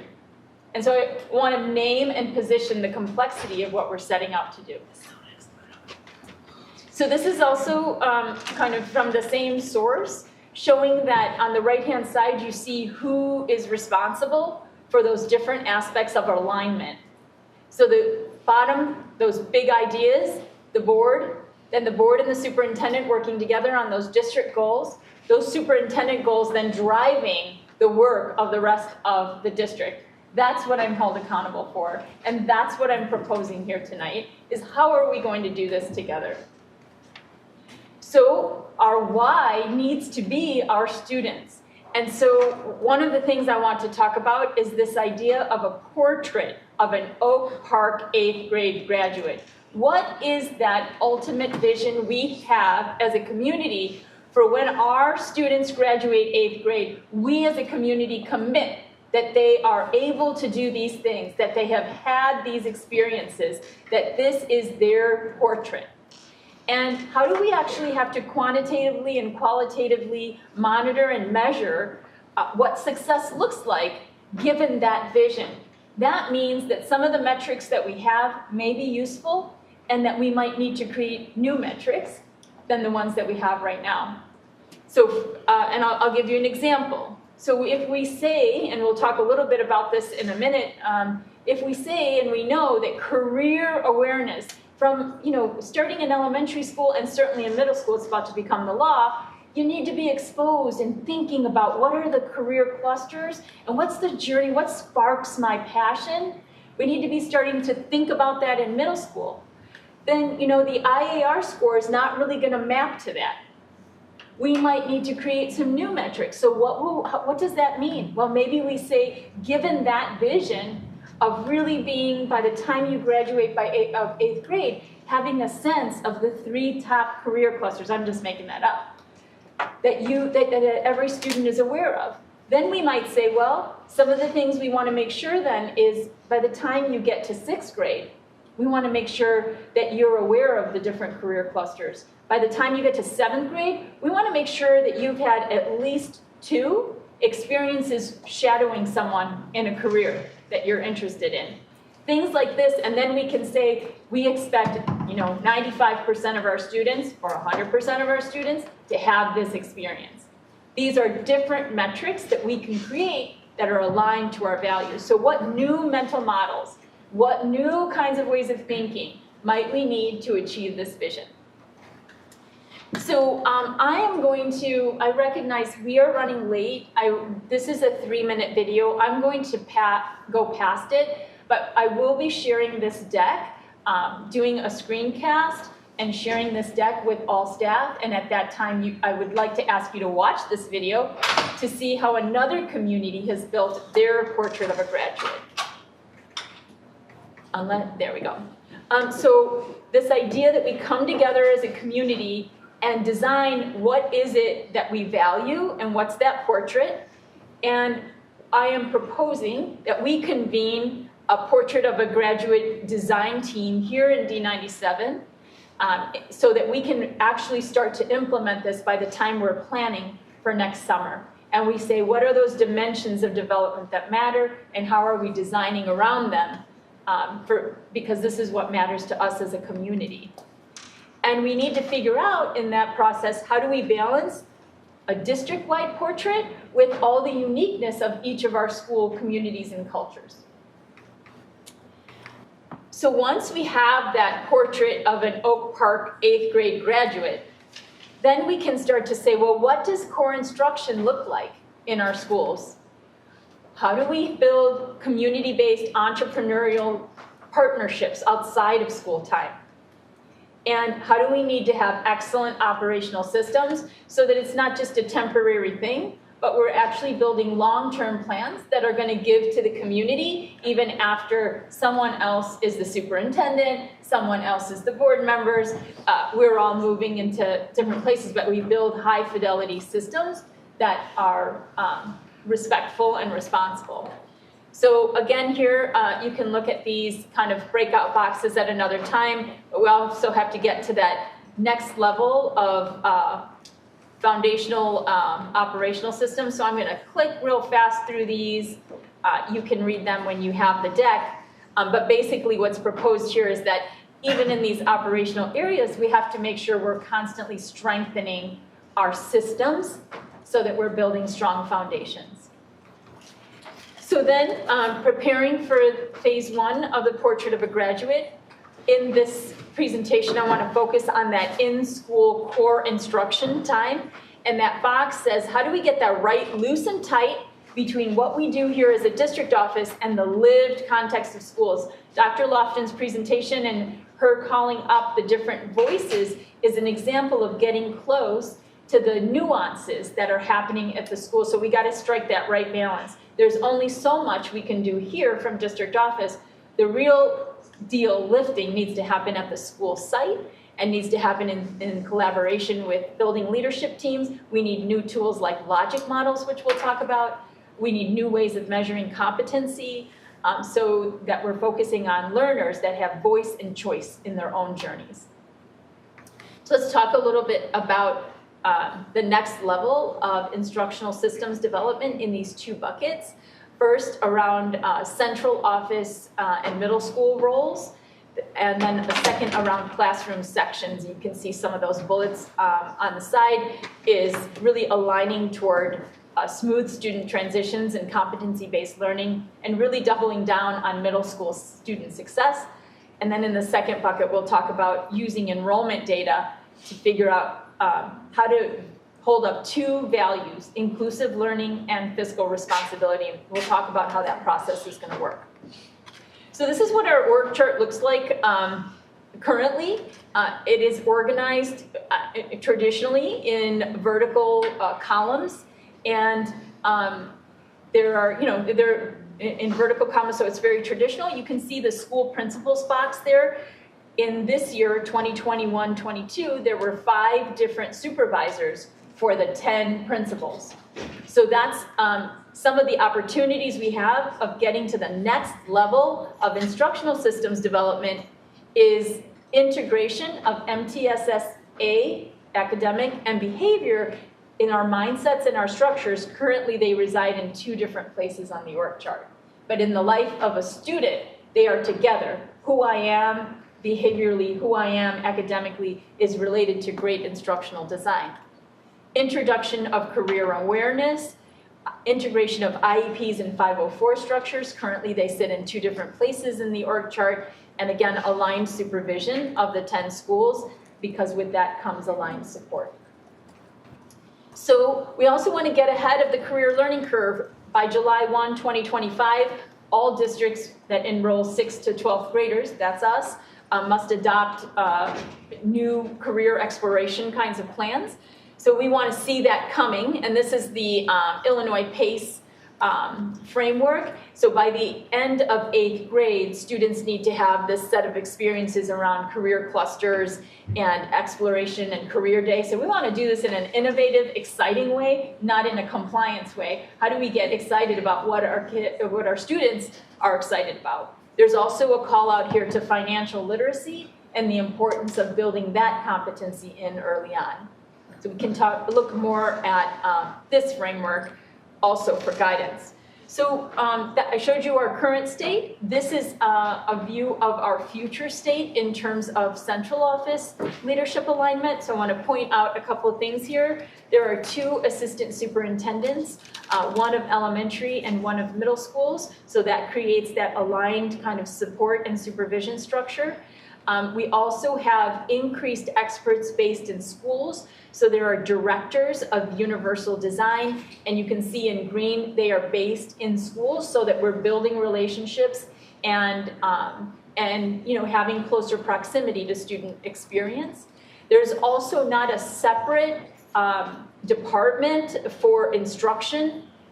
The senior directors of instruction co-report to the assistant superintendents of elementary and middle schools, and we need to build new structures so that there's alignment and more seamless transitions as students go from elementary to middle school instructionally.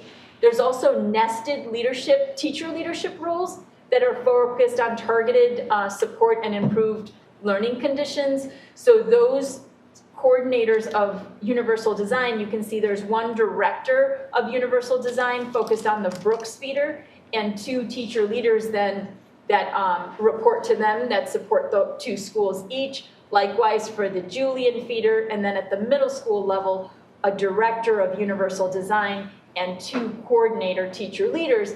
Again, attentiveness to the experiences of all students with a focus on students with special needs. And as we work to create these kind of seamless transitions, let's be clear, it's not a light switch, it's gonna be a process. And so we need to really thoughtfully integrate core instruction, MTSS structure, special education. We wanna make sure that students are moving up and down that triangle based on what they need, and also across our system based on what they need. And so this is the design challenge, and it's not something that a few positions can do. It's an adaptive challenge, not a technical one.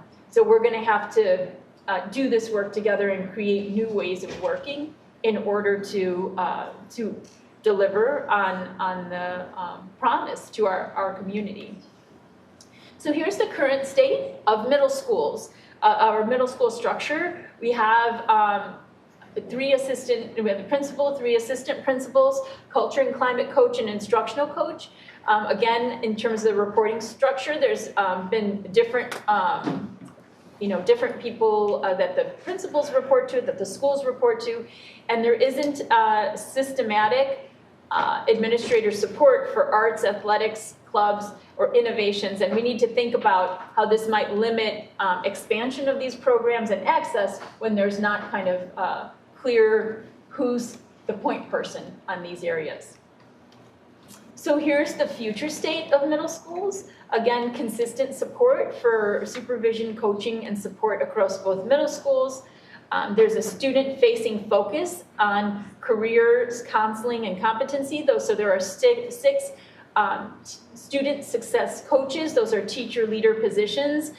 These are with a counselor background preferred, or a social worker background with evidence of really practicing in alignment with those counselor standards. So we're looking for student success coaches that have that background. You see operational expertise embedded in the schools. We have a manager of communications that will be in the schools. This is telling the stories of middle school, elevating all the good things that happen and helping to brand our middle schools in the positive, with the positive stories and the positive things that are happening there every day.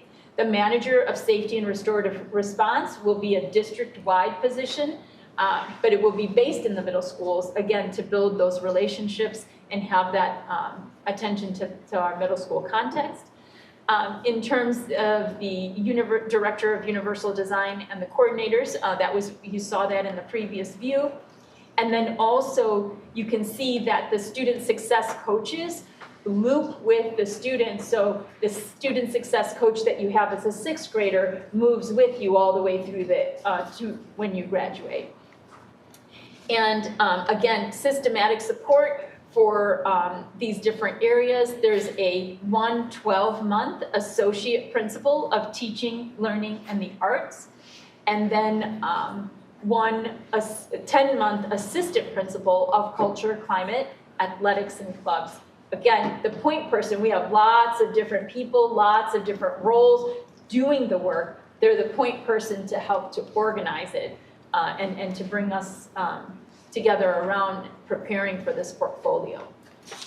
So what happens in the future state here, we will be posting this week 6 student success coaches. Those are teacher leader roles, 2 assistant principals of culture, climate, and athletics and clubs, and 2 associate principals of teaching, learning, and the arts.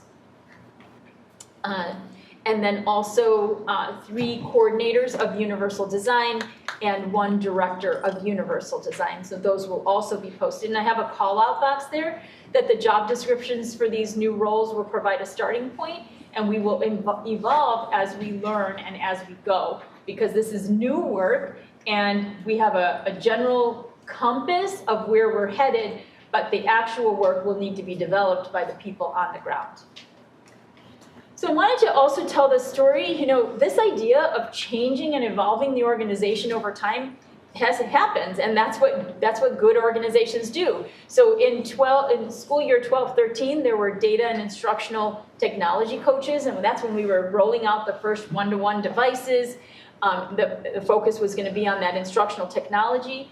Over time, we increased the capacity of the system. Of course, there's always people that need more help and so on, but we built the capacity of the system, and there was an observation that the individuals were doing more operational things and not getting to those instructional aspects that technology offers to us. And so the decision was made in SY 16 and 17 to move the data and instructional coach role to redefine it and to really make sure that the instructional pieces were integrated, and that's when then we evolved to the instructional coaches. So that journey is one that the district has taken before. And so now let's talk about the culture climate work, the positive systems and the capacity that's been built by the work of the culture and climate team is essential. And this is a beginning list of that kind of systems and capacity building that has happened because of this work, this team's work. And it's important to note that as we go forward, what we know is our students are telling us that this relationship building and this community building needs to be the responsible of every one of us that faces our students. It needs to be a universal expectation and a universal commitment that we make. And we know that that complex process happens through really good instructional design and really great practice in our classrooms and wherever we practice as educators.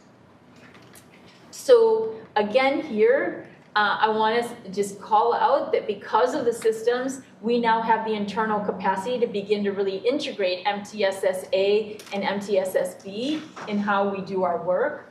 We also are preparing for a holistic approach to transitions up and down the MTSS triangle, as well as across pre-K to K, 5th to 6th, and 8th to 9th. And I want to say this isn't something, it doesn't happen because you put it on a PowerPoint slide.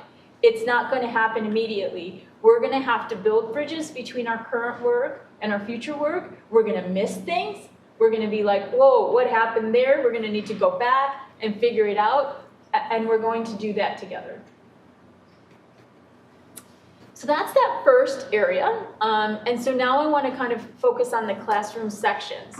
What's important here, and what's important here is that we're going to look at some projections, but I'm going to move real fast through them, and you can look at them then later if you would like to when you have the deck.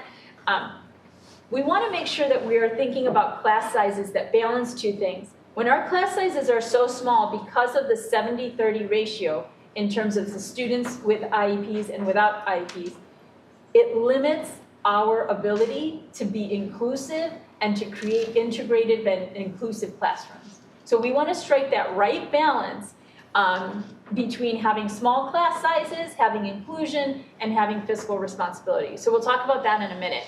So there's 5-year enrollment trends. We have been declining in enrollment, and there's a lot of different factors that are part of that. And in the screencast version of this, we will kind of take some time on these slides. We have some information here about where the students have gone. We're going to be leveling off. That's what's projected. And you can see by school those actuals and projections. So there is declining enrollment. There has been declining enrollment in our district. And what we need to do is to look at that data and say, how do we maintain our commitment to small class sizes in elementary schools? Again, ensure that inclusive learning opportunities reflected by the 70-30 ratio, and demonstrate a fiscal responsibility as stewards of the public funds. So what I want to say here is these 3 big buckets. Annually, we have vacancies that become available due to non-renewal retirements or resignations, and teachers eligible for transfer due to a district need, will have a position in the coming school year. We are not having what's called a RIF, or a reduction in force, in the district. So any, we have the vacancies, and then teachers that are eligible to transfer, we will find a place for teachers based on their certification. So the benefits of doing this way is it stabilizes the system by taking a holistic approach. We focus on individual staff licensure as well as district need. We readjust staff assignments to respond to that enrollment data. We maximize our internal resources by transferring staff where we have those vacancies and opportunities. We limit external hires only if we don't have people already that have that credential that are available. And we limit outside contractors, which is something that we've had to do. So there are other considerations in terms of the short-term fiscal impact. The staff to vacancy match can sometimes be a consideration, and we need to think about the workforce diversity dimensions when you are working internally with the staff that we have. So that's the other side of the coin that we also need to name. So let's talk about this internal transfer process. So this is a slide that shows the total number of sections this year, as well as then the total number of projected sections. And I'm going to ask Anna, if you don't mind coming up here, because I forgot to call her up here as I jumped in, and I'm thinking everybody's going to get sleepy. I need to talk fast.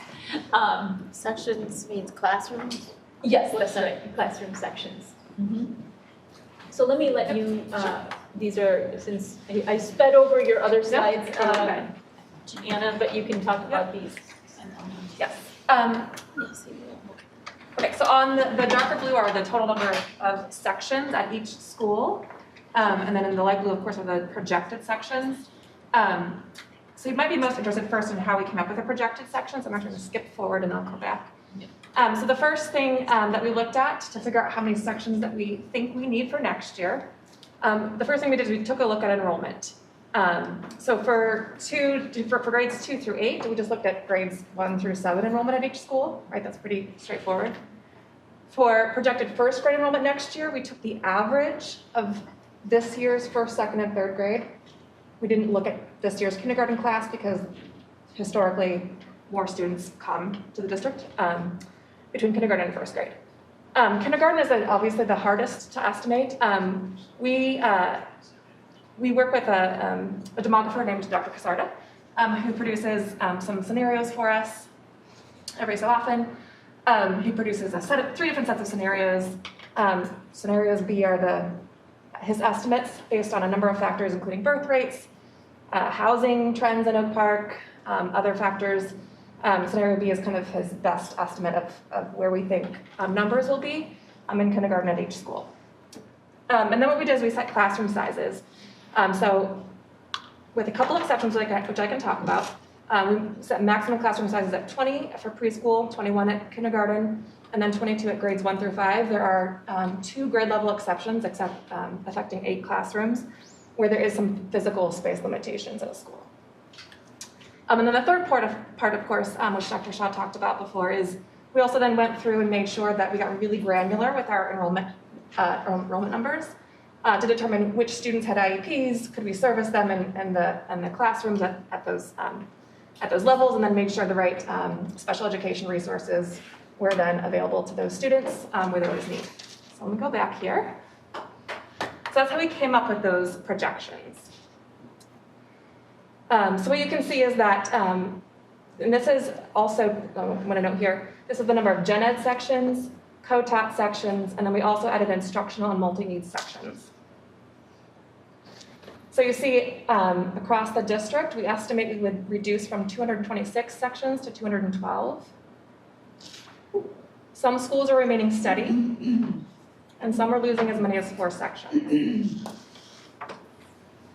And this doesn't mean that there's not, sometimes what happens as a cohort of students moves, sometimes we need to convert a gen ed section to a co-taught section or co-taught to gen ed, right? And if there's a large cohort of students in one grade level, we might need to open a grade level section at that school, close a grade level section from the grade level that they had just exited. So it doesn't mean that there's not movement at those schools where there's a net change of 0, but that's what that looks like district-wide. You want to keep going to the next, the one after this, I think that you added? Yep. So what does this look like in terms of class sizes in elementary? And so this is based on enrollment data as of the end of January. And the projected class sizes, of course, based on our projections. So we estimate the average class sizes right now, it's really an average of averages, right? It's an average of the grade level average within a school. We're at 17 right now in K2, and we go up to 20. You see the minimum class sizes that we see across the district. Some class sizes as small as 14. We're going to be going up to class sizes as small as 16, and going from max 21 to max 24. And again, that's only because of those 2 exceptions where there was space limitations at one school. In 3-5, average class size of 19 to 20, with minimums at 15, going up to 17, and maximums at 24, again, because of that one exception at the one school where there's space limitations. Okay, thank you. And so I want to talk about the timeline. So teachers being transferred to another District 97 school because of the changes and the adjustments that we just walked through on March 17th. By March 17th, teachers being transferred to another District 97 school will be notified. Then from March 20th to April 7th, positions will be posted in Frontline. This is the recruiting and hiring Frontline system, and OPTA internal employees would be invited to that process, and first preference would be given to the transferred teachers, the teachers that are impacted by what we just talked about. Beginning the week of April 17th, teachers would be notified of their new position for SY 23-24, and then of course, by our agreement, all teachers would be notified of their official SY 23-24 assignment by May 30th. So that's an overview of that timeline. And then again, just to summarize here, positions can remain the same. They could be created, they could be eliminated or redefined, and all teachers eligible for transfer due to a district need will have a position in the district in SY 23-24. And the full organization staffing and how it all looks will be shared after July 1, 2023, because there's a lot of movement and a lot of changes that will be then finalized by that date.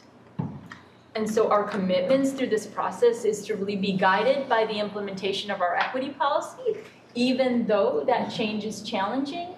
We're going to do it because it's the right thing to do to improve the system for all of our students.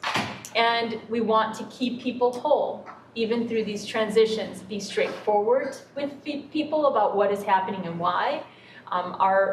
We want to make the time to meet and talk when we need to, and be invested in the long-term development of people. And even if roles are eliminated within our district, we want to really support people and stay committed to them in the long term. And so that's those are commitments we're putting up because they're values. So we talked about this is like the phase 1 of our process. There's a whole bunch of things that have come up in discussions with so many of you in the room as well that are not going to be part of phase 1. So I'm naming them here as questions and considerations that have been and will need to be considered as we go forward. I would say in terms of next steps, watch for opportunities to be involved in the vision process for our Oak Park portrait of an eighth grade graduate. And I also will be making a screencast of this where we don't zip through the slides, and for folks that want to take some time and see the other aspects. And then there's always Let's Talk if you have feedback or suggestions, ideas for some of the bigger ideas that have been floated here. And then also these are existing places where I'll be going because I want to hear and connect with what has been proposed here. You can see those places, and I'll be working with the principals to have a voluntary staff meeting at every school as well as meeting with student groups. And then if you have other suggestions, if there are other places where people are coming together that would be helpful to talk and hear, I would really look forward to that as well. And then that's how you use Let's Talk. And then we can pause here for any questions and discussion from the board. So I have a question, and it's easier for me to ask it in a scenario. So I'm a third grade teacher at Hatch, and because of the enrollment shifts, that section is going to be eliminated. So I find that out on March 17th, right? So then the portal will open up about the open positions, and then I apply, right? Or express my interest in, okay. And then what's the rest of the process for that? Yep. So Dr. Schmidt, would you like to come up and share that process?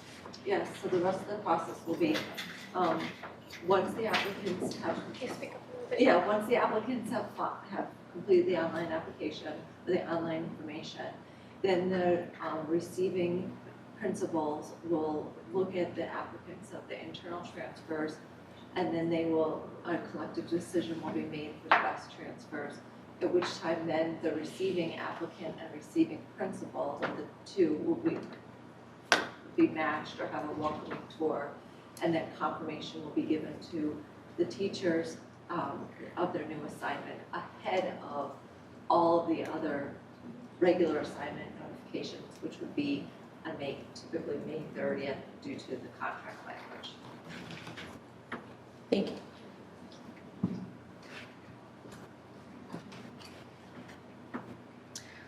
Will there be preference for tenured teachers? So this process, why don't I let you answer? Will there be preference for tenured teachers? So according to the OPTA contract, it specifically states that seniority will be a consideration in transfers. So seniority, whether it be tenureship throughout the district, it would be, it has been a factor in the recommendations that have been coming from the principals as to who the transfer will be. So the language is, the language is around a careful consideration for seniority, which then tracks to tenure by definition. But there is also, other dimensions that come into play and that are considered, like for example, team dynamics, or whether credentials and backgrounds of the teachers, and the different dynamics that are considered to build a healthy school environment. But it is clear that careful consideration is given to seniority in that process. On the classroom size, those are all numbers that comply with the contract. But I know the focus was on elementary. We have similar that kind of information for middle school yet? So Anna, you want to address that? Yeah. We can get you, I think, class size. It's just a little trickier at the middle school. So Right. The section numbers in the middle school are really like there's 3 at each grade level. So Right, it's just there's 9. teams, right? Right, 9 plus instructional. But the actual experienced class size is a little trickier to figure out at middle school because, right, that team, they're not, there's different schedules among students, so it's a little bit trickier to calculate. We can work on it and think of something to you. But overall, if there's movement in the elementary schools, will there be movement in the middle schools, or is that happening later?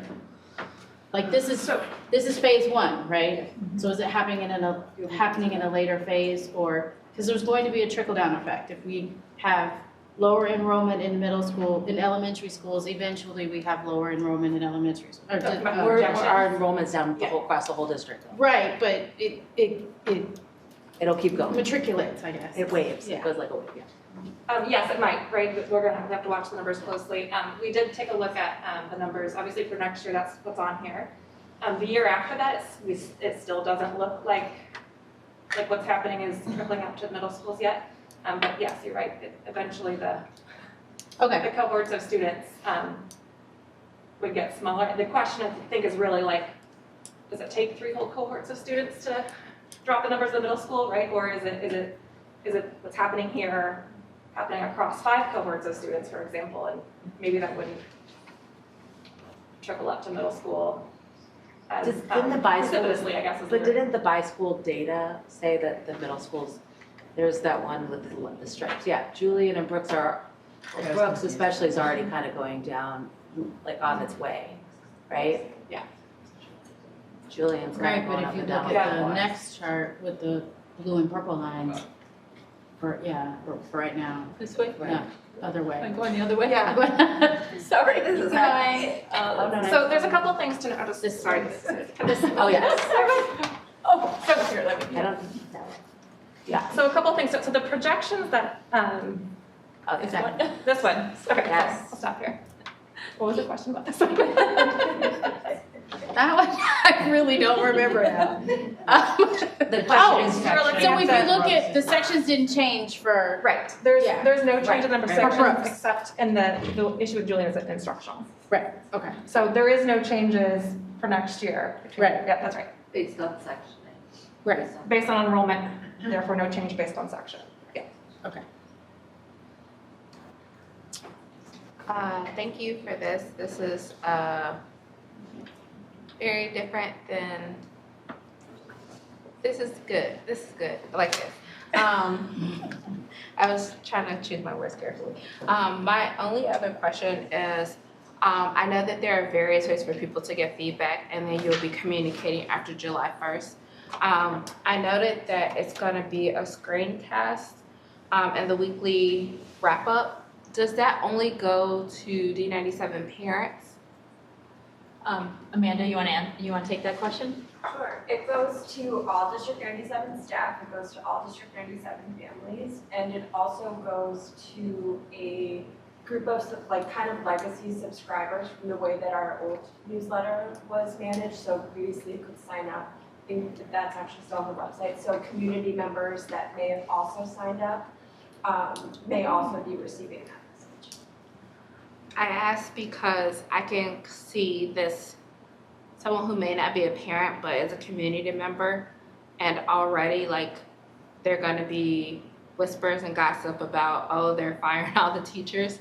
So a way that if someone is not a parent, that they can still have an opportunity to either ask questions, give feedback, or receive accurate information.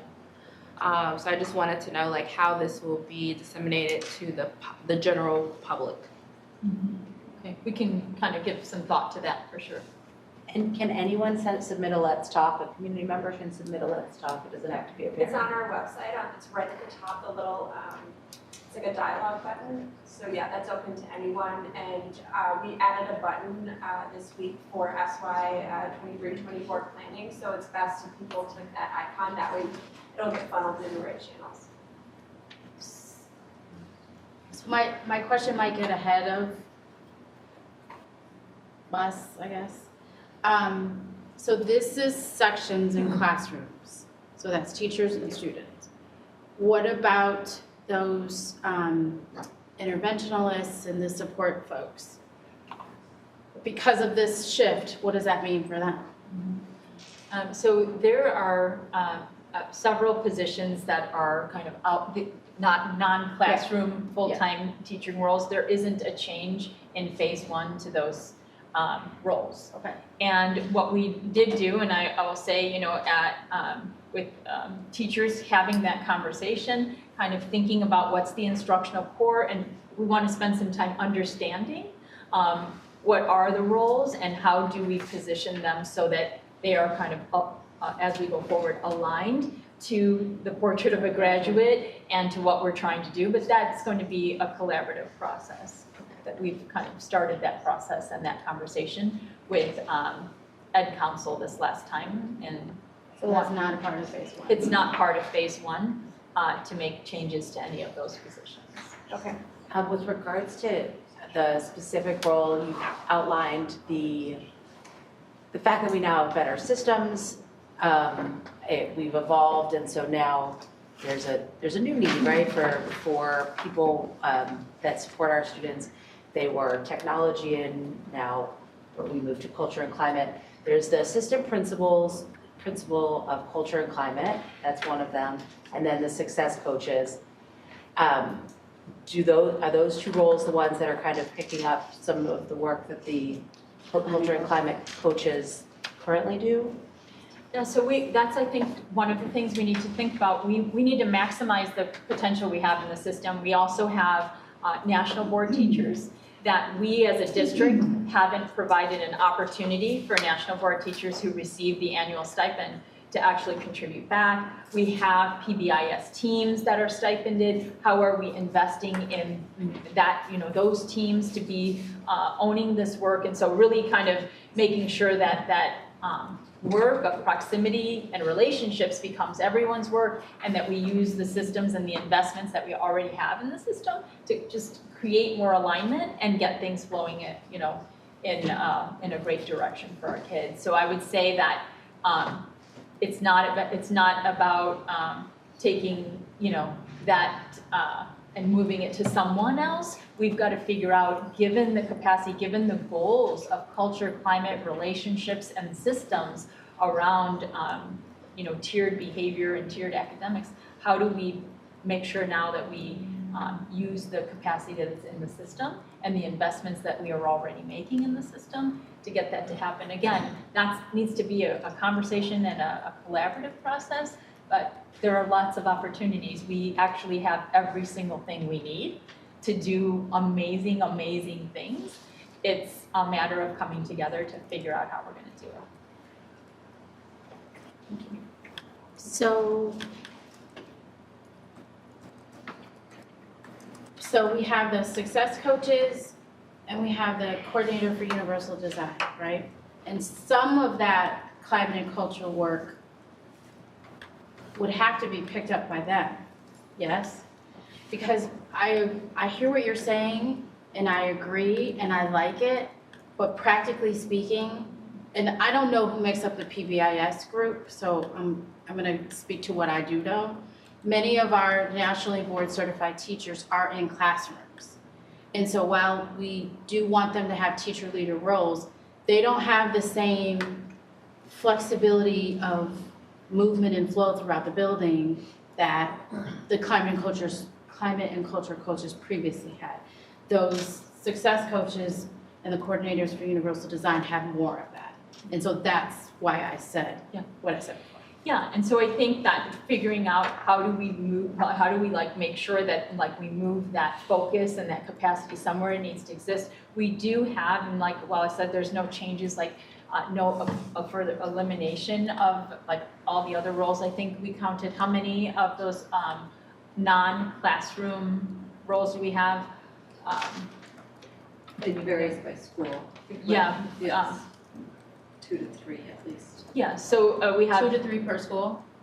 A non-classroom role. Right. Yeah, so MTSS, LAS, these different roles, language arts specialists, interventionists, and so on. So one of the things is what are those positions currently doing, and given our new vision and our future direction, how might those existing roles be shifted to take on and to be more strategic with how we're organized. So even though those roles are continuing, there is an opportunity to think about how can we be more strategic with some of these things that are currently sitting in the 4 culture and climate roles that are no longer existing, but there are many other positions that are still existing whose work and whose expertise still touches those areas.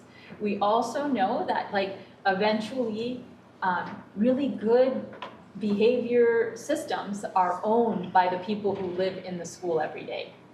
And it's, if we think about the Danielson framework for teaching, really supporting each other to say, what does really strong culture and climate domain 2 look like in every classroom, and making sure that support of each other resides in the school.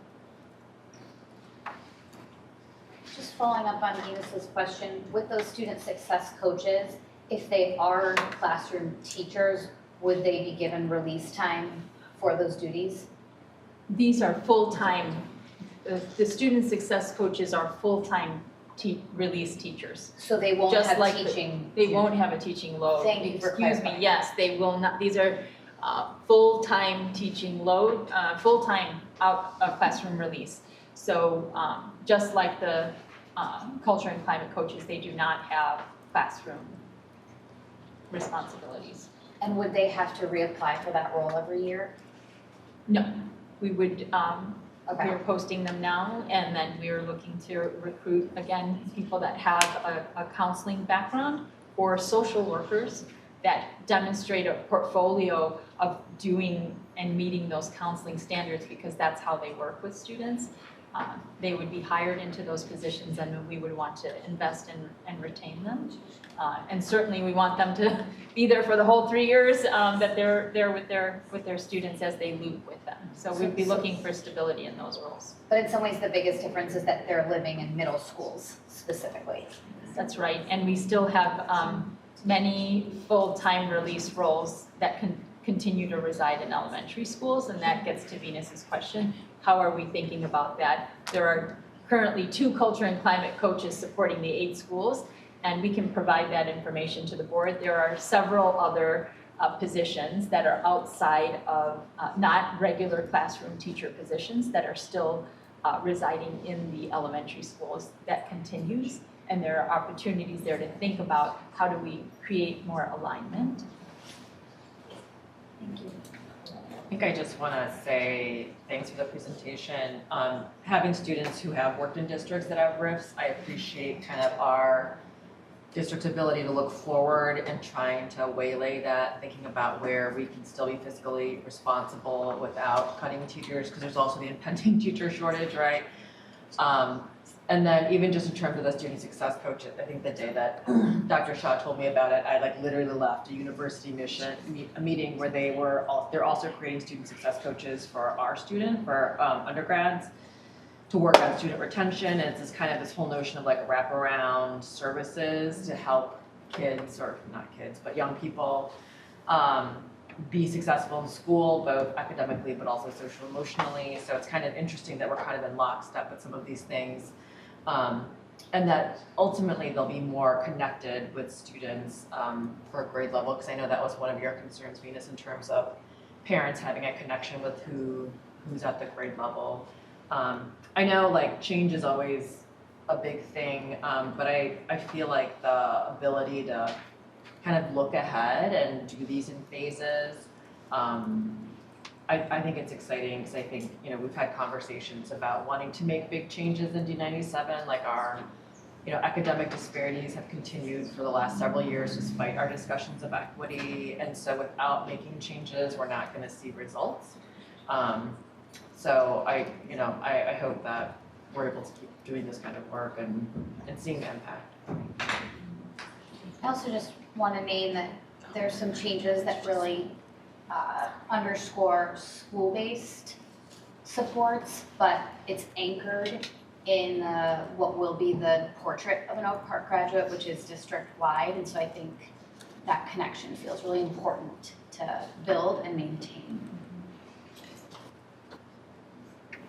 Any other questions or comments? And it's a lot to process, and I'm sure we'll get more as things roll out. Okay. Thank you. Thank you. Thank you. That brings us to District 97 Joy and Culture Celebration. Or are we moving that to next? Oh no, we're doing it. Yep, Amanda's coming up. We're just got a quick, it's a little Joy commercial. Oh, it's the people that we have until 10 o'clock. Oh, no, it's just Amanda. Oh, it's just Amanda has the. We did tell her. The question. Oh, We did have another. look, why don't we hold that? Yeah, we'll hold that. Okay. Amanda, we did keep you late. It's okay. Yeah, maybe don't take it personally. Just bring your baby next time. Maybe I'll get home early. What? How old is the baby? My baby is 3.5 months old. Why isn't that D97 Joy? Picture of the baby. We should have a picture of you. Next time we'll bring a picture of Emma. I'm really happy to be back. Wish I was at home with baby, but happy to be here celebrating with some of our students. This is your second choice, right? This is my second choice. Well, if we could, well, no, just kidding. I have this, just kidding. So today we're going to focus on a couple of celebrations out of our middle schools. First of all, we want to give a shout out to our District 97 middle school speech and drama team. They placed first at the West 40 Speech and Drama Festival last month.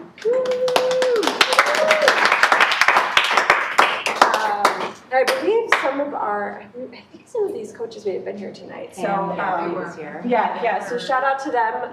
Great job. This group had students from both Julian and Brooks. Kids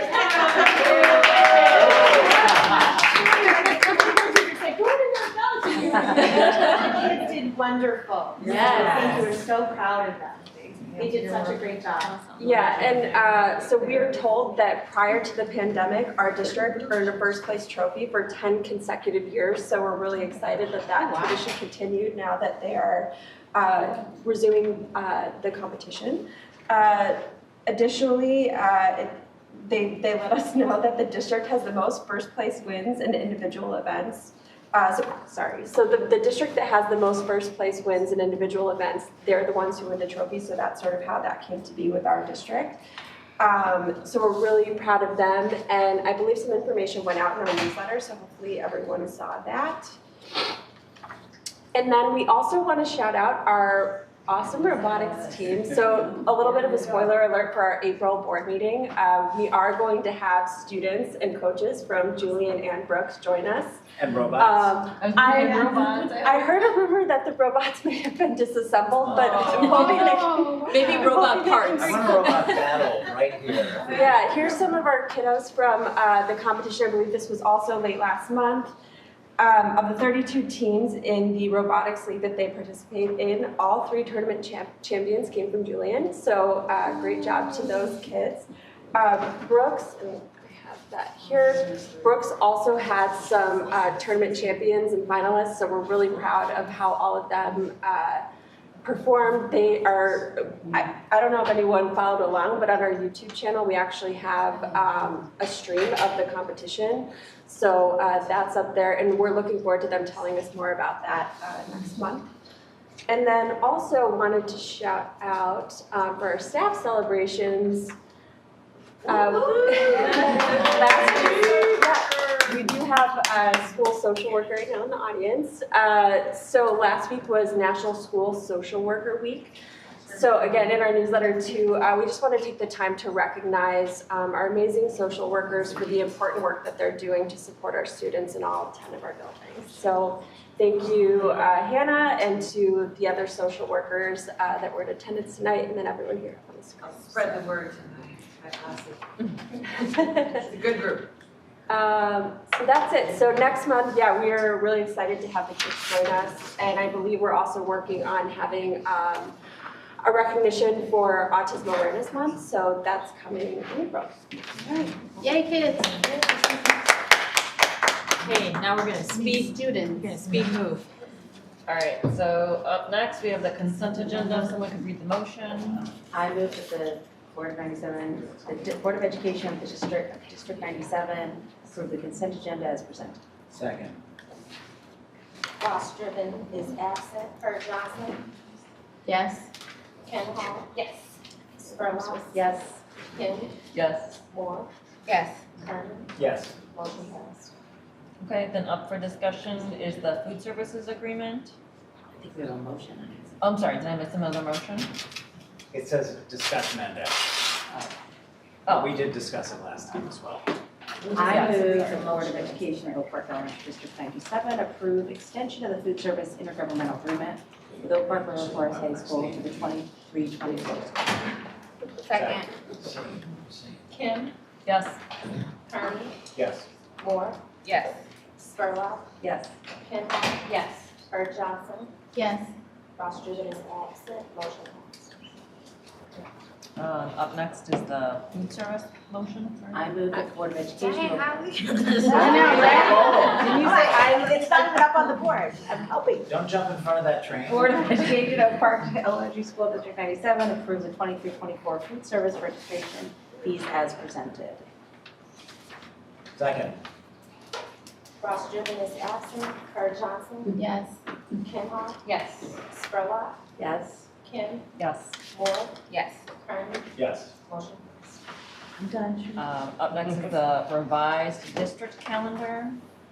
Yep, so you have a memo that's available. Dr. Starks is coming up. She was helpful in helping us to make some adjustments. We realized there were some inconsistencies. They're outlined here on this slide.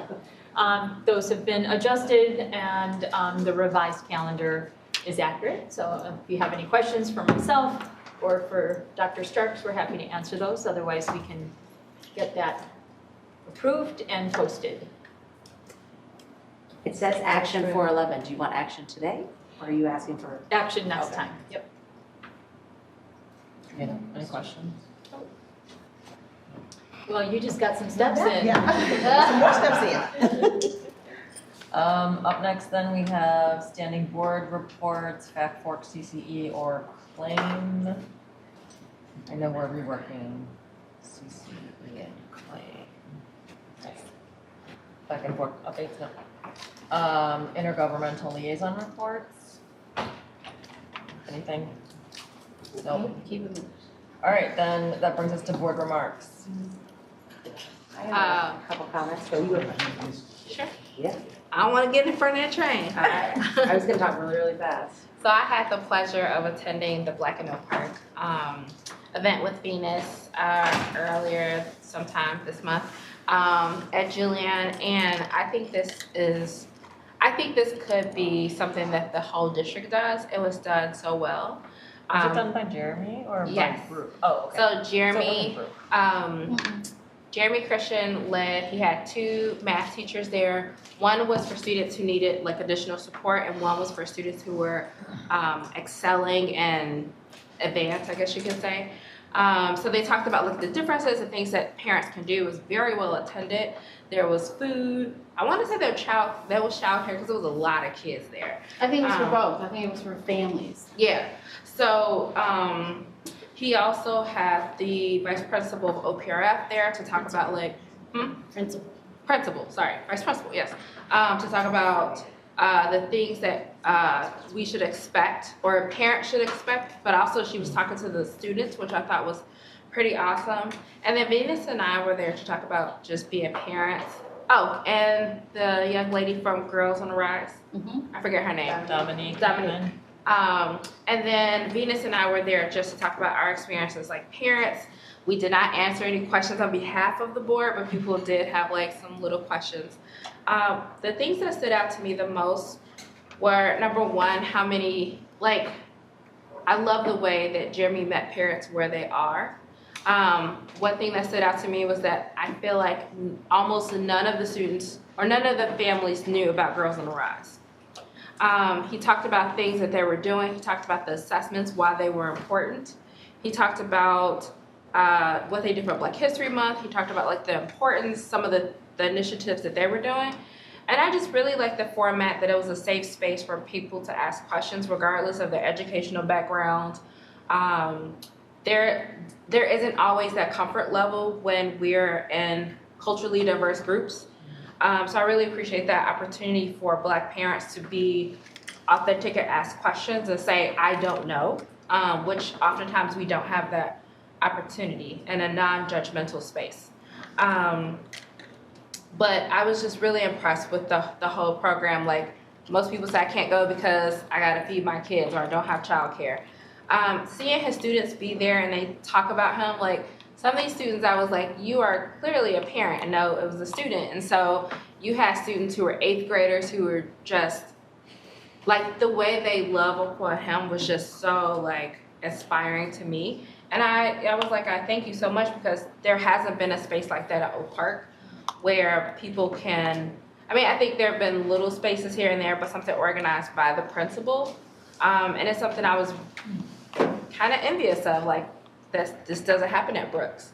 And so I think like having the opportunity to kind of just talk plain and not be, you know, so academic all the time with parents and help them to understand what's going on. The fact that he was like meeting with 9 students every day to go over their grades, to me. Saturday school. And he does Saturday school. Oh, and Saturday school. So there were just a lot of things, and I was just like, how can we support not only him, but how can we make this something that happens in other spaces, so that people have the opportunity, because that's how you get parents engaged. That's how you get people to care. That's how you get people to say, oh, there is a space, D97 does care about me. So that was my report. Venus, you wanted to? I wouldn't add much at all. You hit everything on the head. What I would say is there is a culture of excellence through mentoring at Julian that you could visibly see in this event.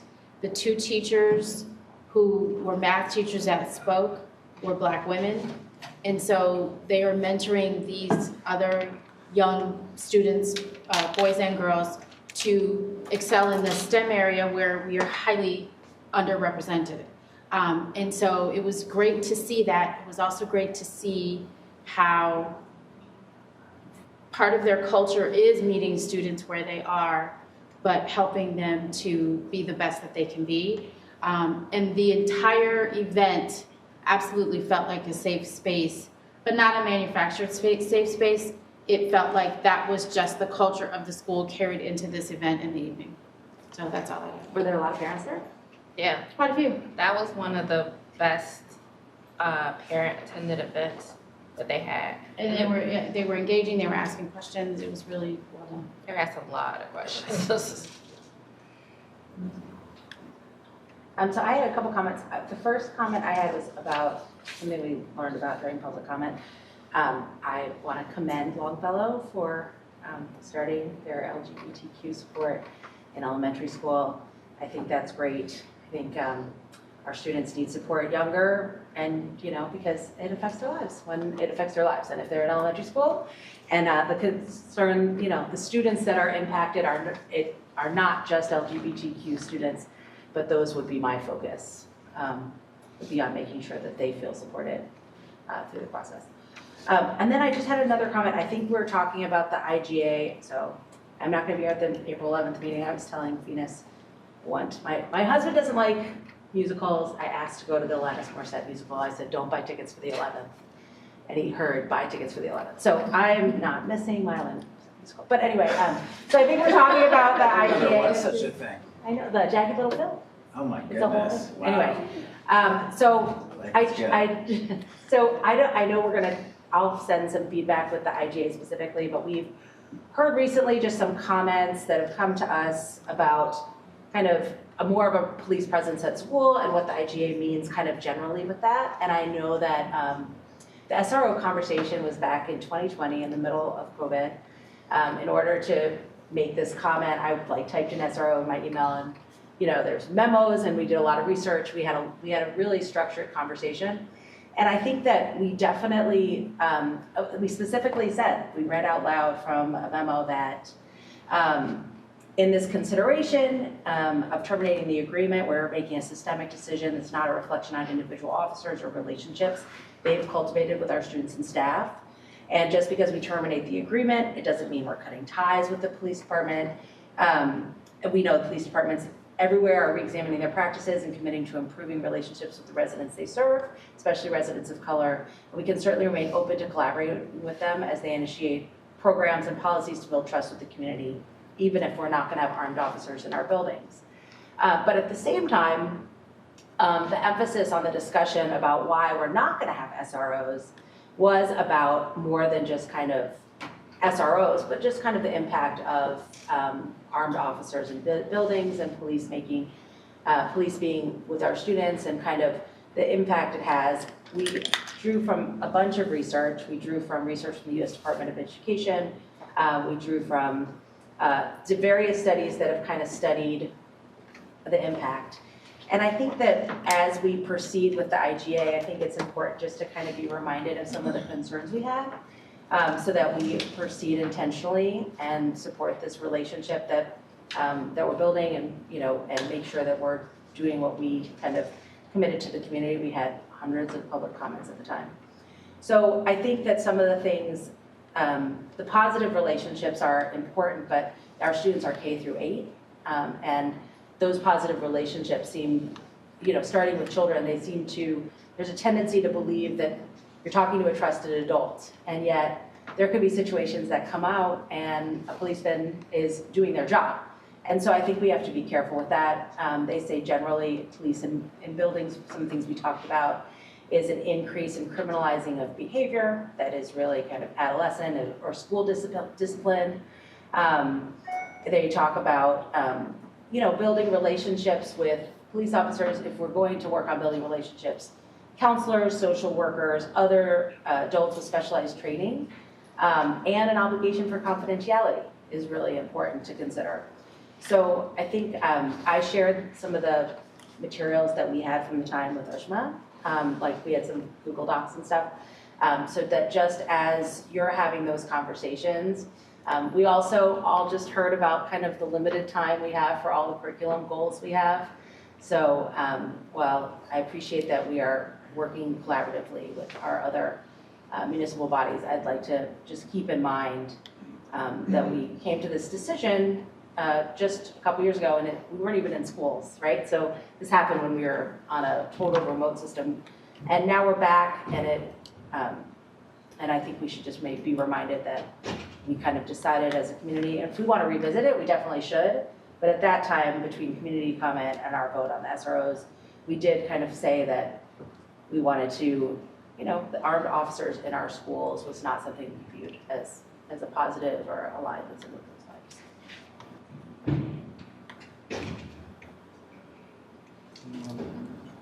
On that, or? What did you say? Does anyone want to comment on that or anything else? Oh my God, it sounds like my mother.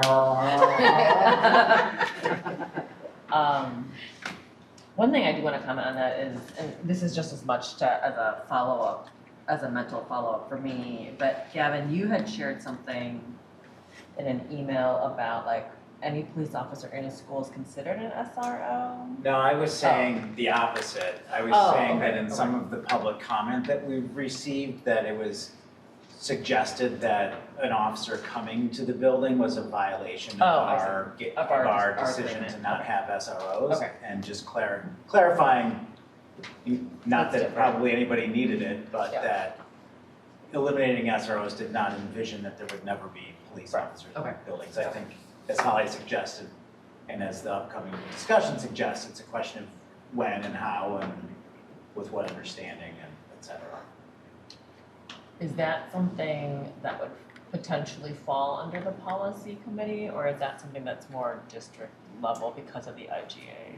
I think it's a question, to my mind, the first discussion would be, one of the things we talked about around the IGA was that there are a number of, like a lot of the IGA maps onto the law, right? And this is what the law says.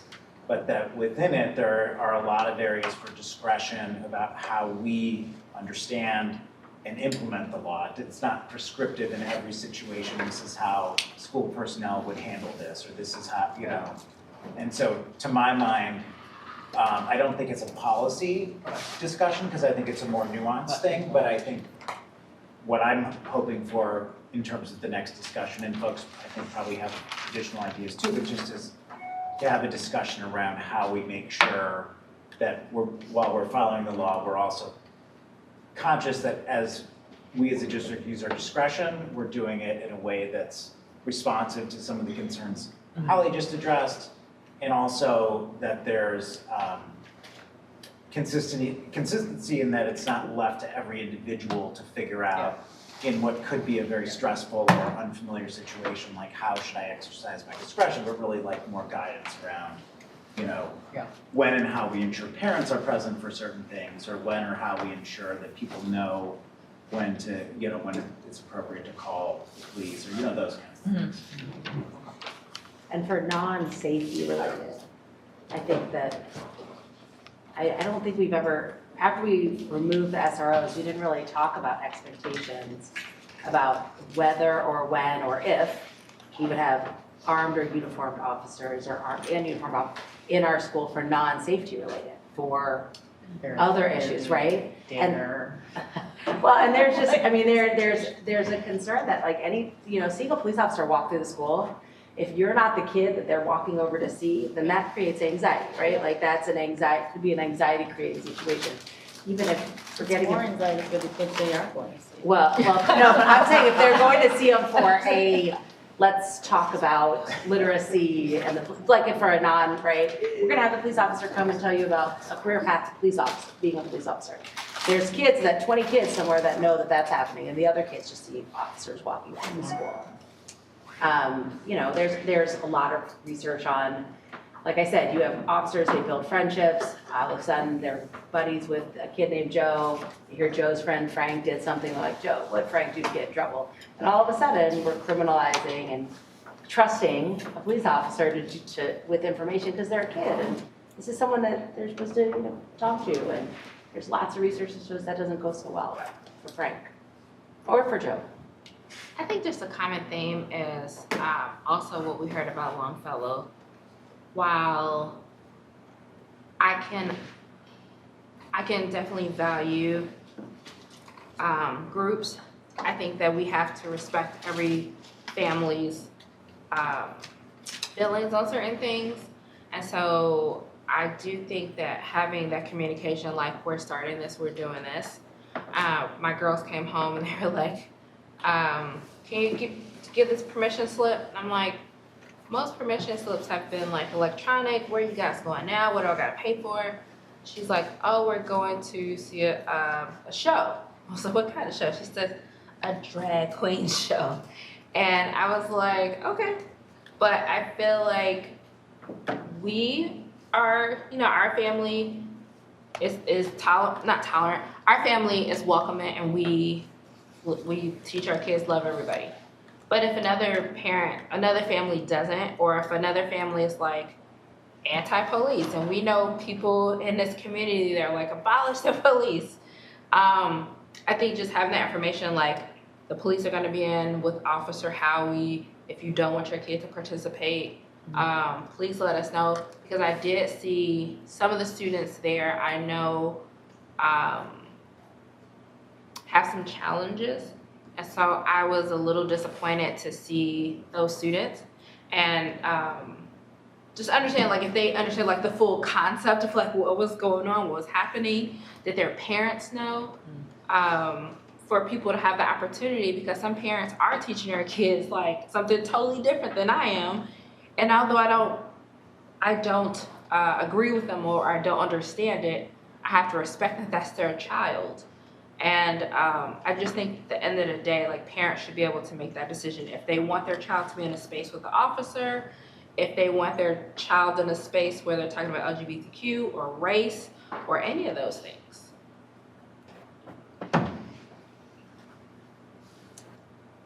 Well, I think that setting up the club that wasn't forcing Yeah, anyone. I was like, I don't know if I agree with that. Yeah. So now I'm just saying, like, this is happening so that that parent can have that conversation.